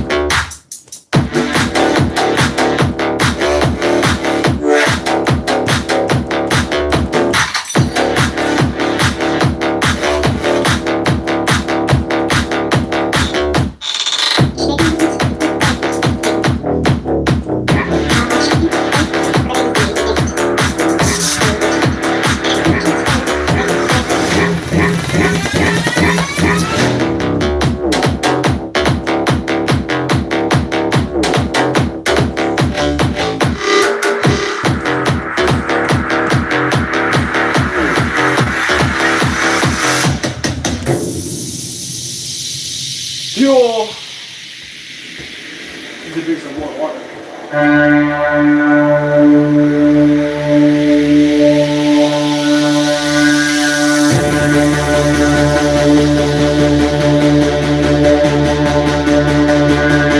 Change is such a crazy thing to do when life goes to top.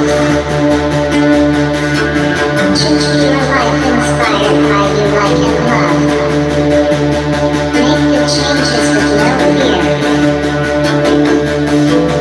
No fear. Live your life like the cows the end is assurance. This is a metamorphose.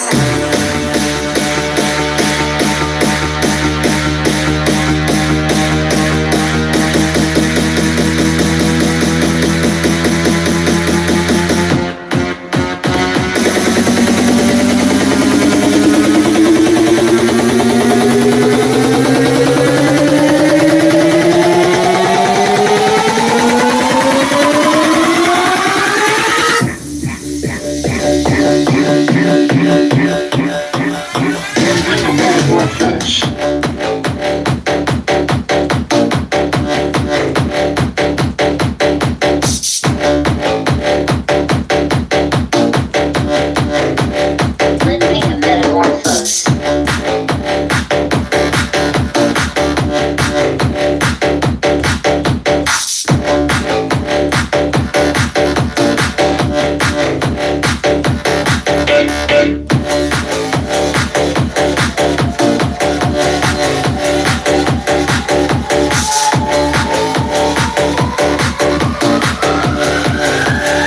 Changes are the crazy.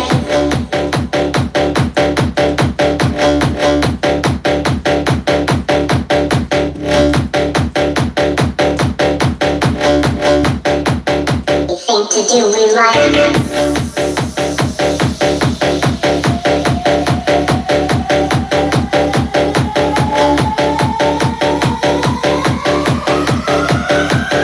And be a metamorphose.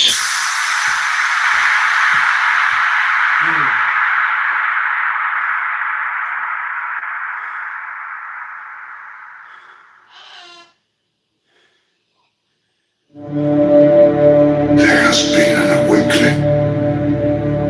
Have you felt it?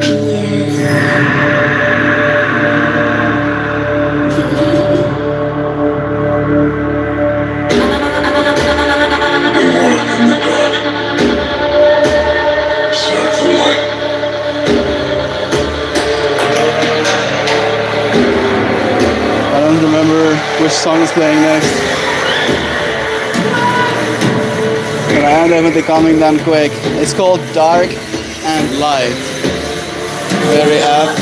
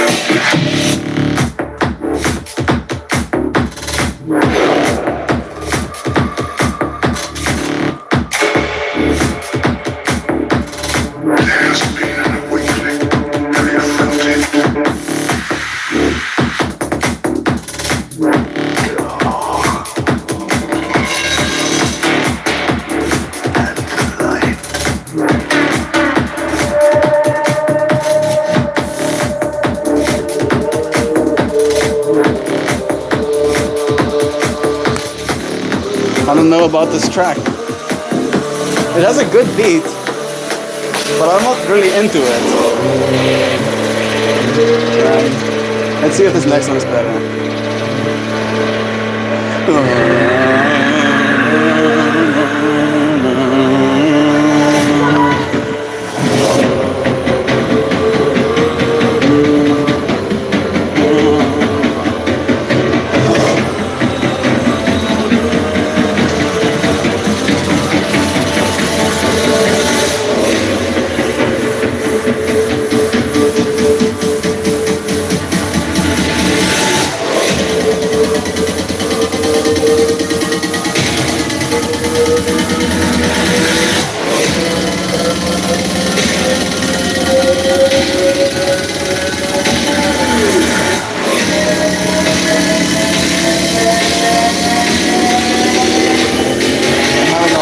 internal experience listening to this song.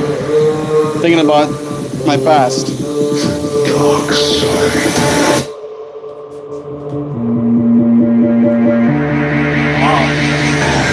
The light.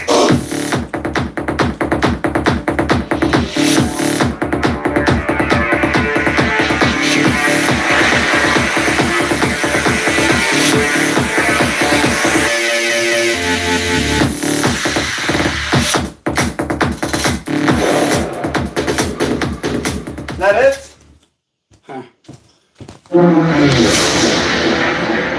Strange. It did have me have an internal experience, so I feel like still grateful. Thanks, song. What you added to. I think I'll go for 18 more minutes. Then I've done a full hour. Well, technically 20 minutes now, then I've gone for a full hour. After that. Yes, sir. Yeah, we can do that.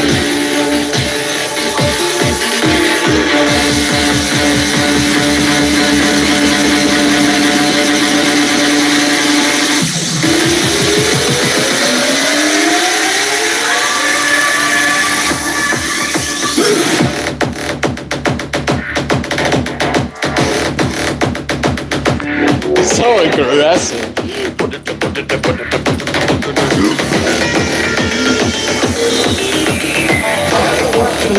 Ooh. I want to live.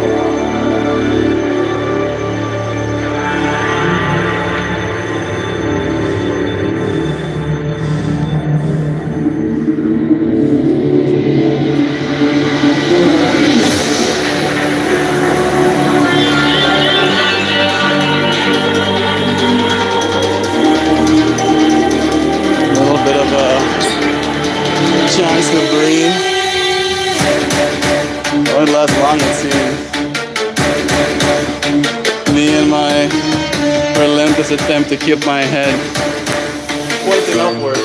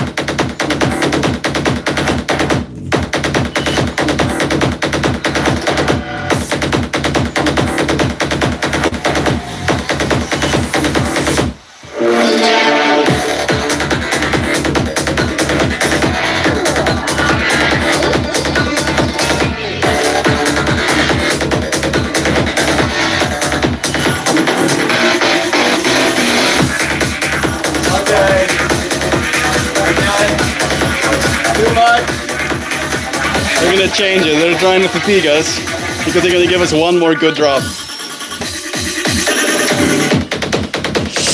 Still pretty fast, but better than the first one.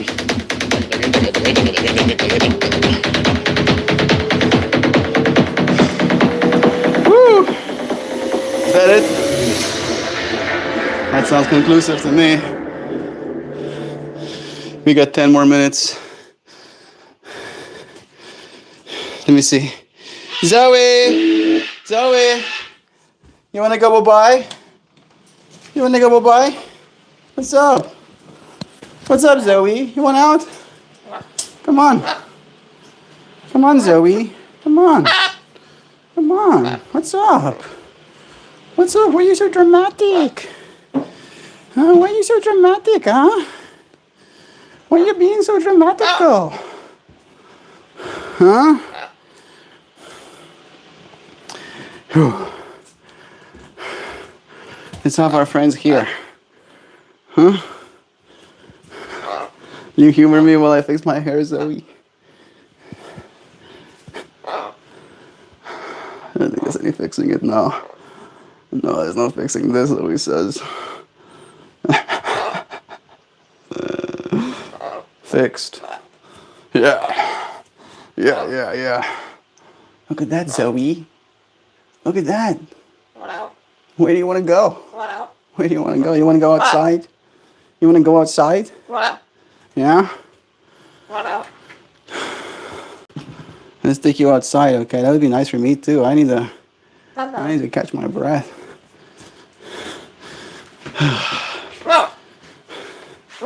I only did 50 minutes of dancing. You think that's fine, Zoe? I think that's fine. Oh, sorry about that. Sorry about that, yeah. My bad for getting so close. Ooh. Wow. Wow, Zoe. Is it nice out here? Is it nice out here, Zoe? Look at that. Look at that big outdoors. The big outdoors, Zoe. Wow. What a good girl. What a good girl you are indeed. What's up? What's up? Huh? It's not what you wanted? Still looking at something there?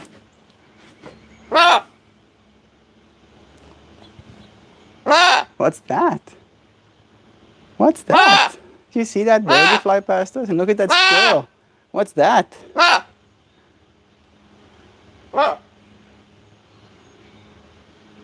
Are you showing all the other birdies? Are you showing all the other birdies that you're a birdie and I can hold you? Huh? Yeah. Yeah. Wow. Wow. Wow. You want to go inside? You want to go inside, Zoe? Yeah? Come on. Come on. Let's go back inside. There we go. You still looking out here? You looking at that? You looking at that bird feeder? No. No. There could potentially be birdies with a little bit of a sniffle. And maybe they eat from that bowl, and then maybe you could get a sniffle too. And we don't want you getting a sniffle. No. No. That wouldn't be nice. That wouldn't be nice. But I can give you a little bit of the ones fresh from the bag. Yeah, I can do that. You want to go outside again? Let me take you. Let me take you this way. All right, I'm going to take you that way. All right. You want out? You want out? You want to get some cookies? You want to get some cookies?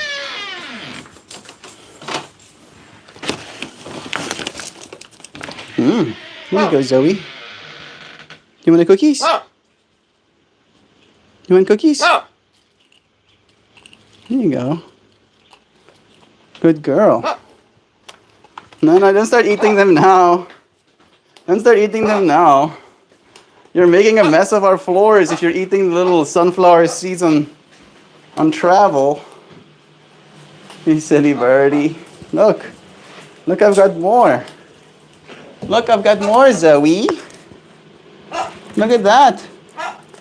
You see that? Cookies. Yeah, good girl. Good girl.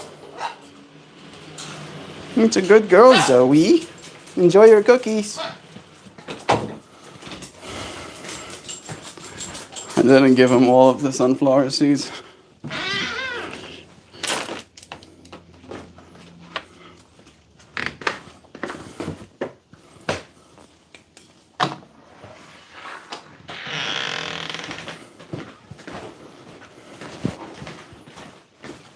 Okay. Am I going to just set up like that? Ah, here's a perspective you friends haven't seen.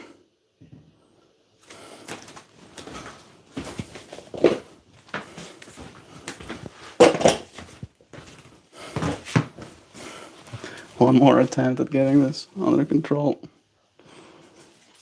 I tell you here, everyone wants to go up.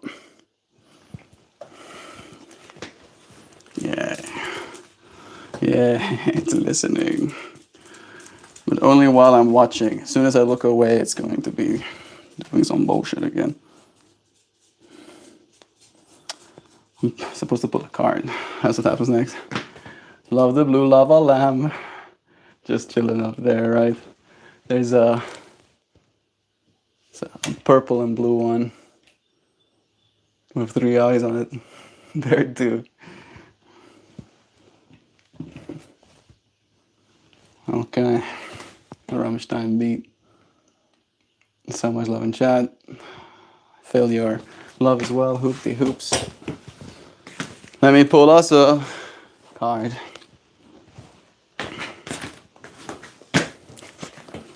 You friends ready?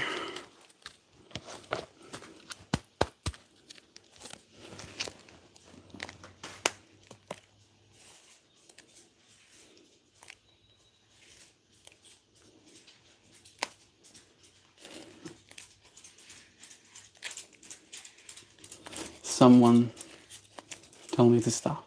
I saw 157 at one point. Nice. It's pretty high. I can't for the life of me now. You got me, Prairie Wolf. Thank you. And there's your card.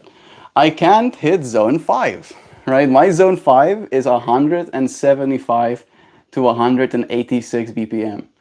And I'm supposed to spend, I think, 4 minutes, if I can, 4 minutes a week there or something like that. I can't get 4 seconds. I can't get 4 seconds there. And I've been trying. Pele's Summons. It's card number 33. It is a card that we've pulled before coming back again. I'm gonna pull 2 cards. That's what I feel. Let's go running tomorrow after we break the fast. Not a bad idea. You think I'd be able to hit? Maybe if I do sprints. Are we gonna do sprints or are we gonna go running? Which one is it? I don't know about running for long distances, but sprints I could do. Should do. Yes. I'll take that yes, even though you were replying to my sprints comment as a stop. Ooh. No way. Like I thought they were related. Like these cards are going to go synchronous, but I didn't think it was going to be that synchronous. That's pretty crazy. I shiz you not. This is the 2 cards we pulled. Literally the 2 Pele cards. The only 2 Pele cards in the entire deck. And we pulled both of them.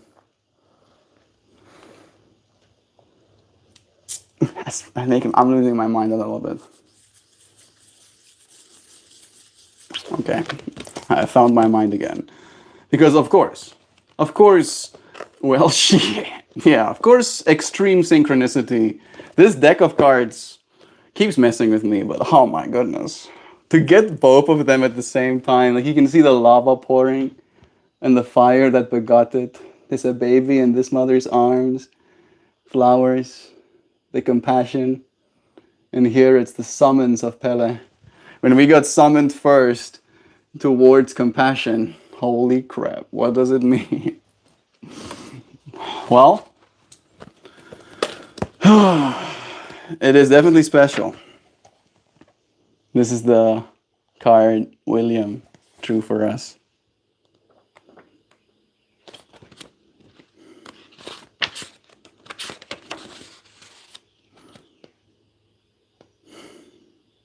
Part of me feels like I'm supposed to pull a third card now.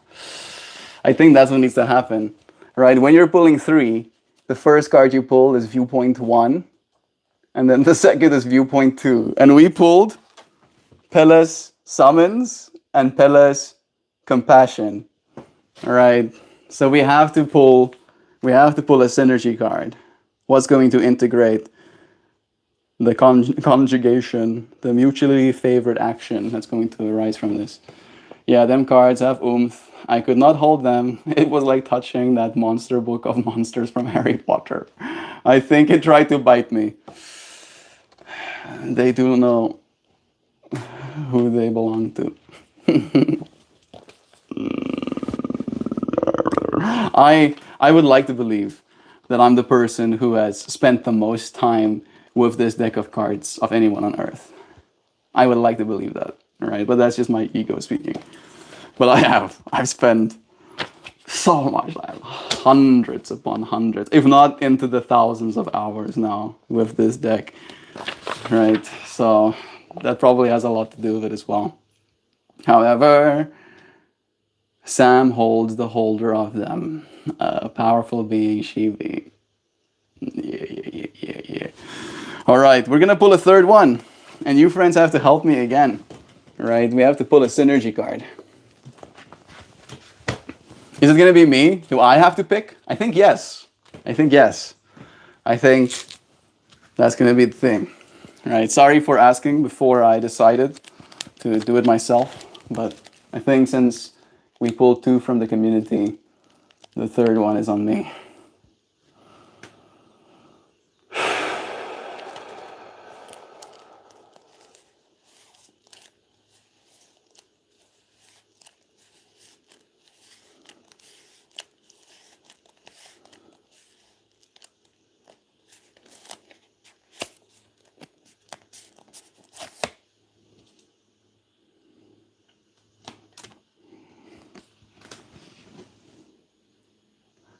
Freedom of love.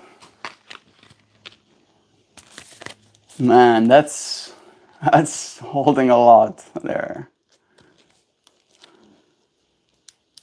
That's the integration. The freedom of love.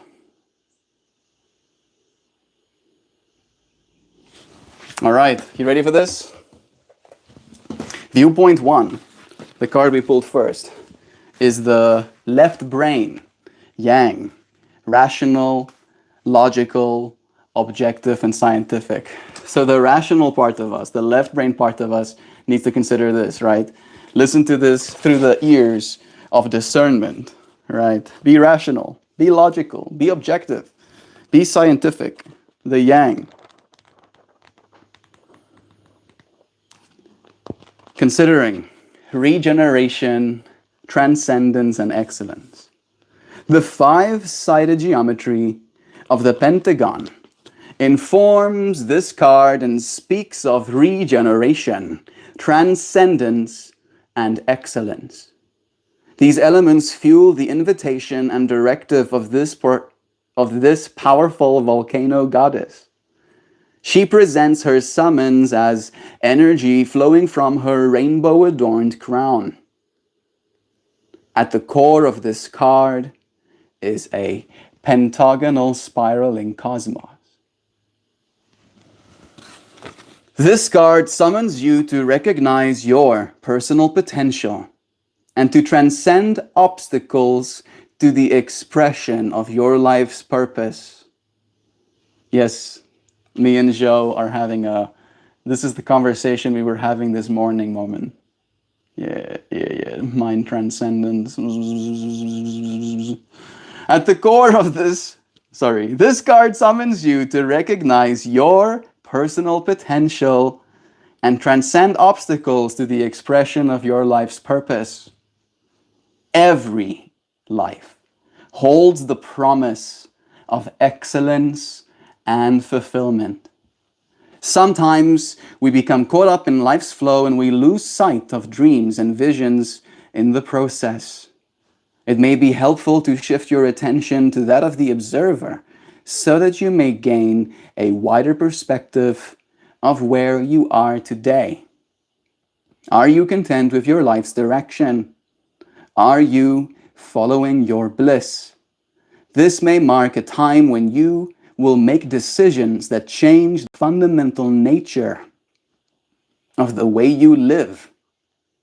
It could indicate a time of regenerating, of renewing faith, of finding your personal truth. Conversely, this card may help you realize that the truth that is most important to you is the essence of the life you are already living. This is a summons to excellence and the renewal of your personal truth. The yang side, and we had a song, we started the dance session by bringing to our attention the yin and yang a little bit. The yin side, the right brain, your intuitiveness, the random, the subjective experiences, the creative. We talked about creativity a little bit this morning as well. Compassion and emotional maturity.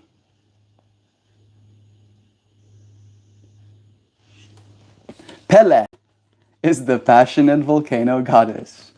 Again, same entity used twice as a medium to teach, to pull both of them back to back like this from a card of 64 pieces, right? Sure, the odds are 2 out of 64, which is not that high or low of odds, right? But still, it's still unlikely. Compassion and emotional maturity. Pele is the compassionate volcano goddess of Hawaii, traditionally depicted as powerful yet selfish, contrary, even vengeful. This card's alternative depiction comes from shared visions relating to her passionate and compassionate side. She is, as we all are, maturing and becoming more loving and compassionate. Compassion is not passive. It is actively opening the heart through the awareness of the interdependence of all things, including other creatures, nature, and the inanimate world. At our core essence, we exist as pure unconditional love, realizing empathy and concern for others. We sometimes forget this essence, or in our emotional immaturity act as if we have. Compassion is the embodiment of emotional maturity and is a clue to better understanding our humanness. Maintaining. That was clearly too powerful. Suddenly the freaking stream completely clicks out. Hello laptop, thank you for holding the charge well. Hey laptop, thank you for being Hoopy's portal to this space right now. I'll start again. I don't know if my part about William's wisdom came through properly. At our core essence, we exist as pure, unconditional love, realizing empathy and concern for others. We sometimes forget the essence, this essence, or in our emotional maturity, act as if we have. Compassion is the embodiment of emotional maturity and a clue to better understanding our humanness. Maintaining the integrity of our personhood. Compassionate Pele now becomes an example and guide for those who are intentionally remembering their soul essence. Hearts. Hearts. You're going to see there's going to be more hearts in the next card as well. Hearts. Created out of sacred geometry's golden spirals, inform your movement towards emotional maturity. As we mature together, we will realize hope for the human race. Let this card be a reminder to walk the path of peace and compassion in every way, every day. Know that your every thought, word, and action has an effect on the whole and touches the spirit of every other being. Walk in awareness with compassion for all of creation. The reverse is indifference numbs. Wake up the compassion of your heart. All right, and then the combined is the freedom of love. And it has those same golden heart spirals, only exponentially more of them, all the way from the top, all the way down into the white, just like golden spiral hearts, golden spiral hearts, golden spiral hearts.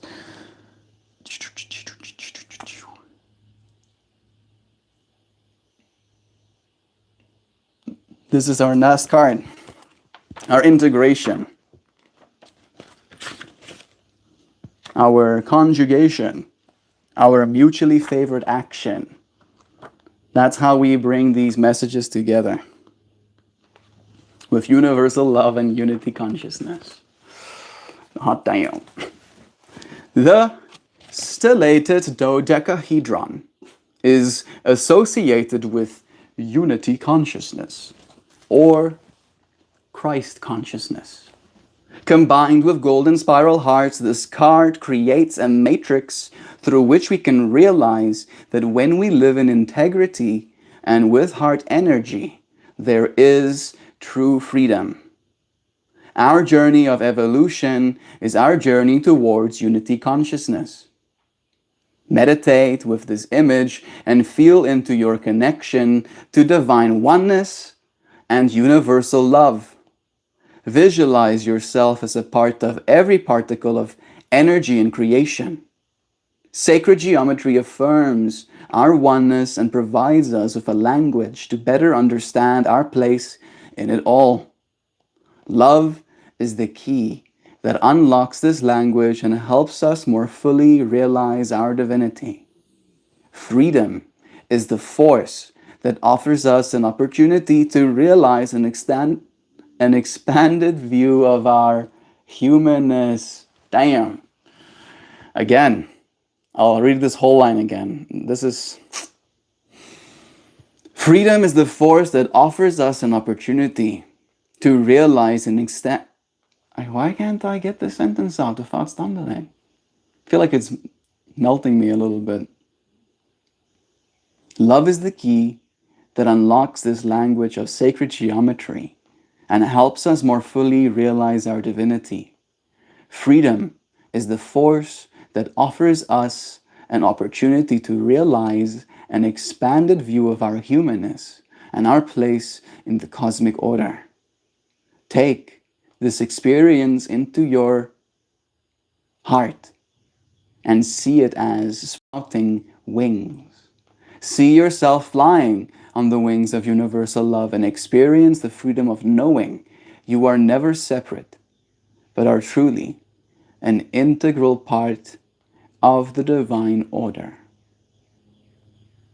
Separation is a false story that history has handed you.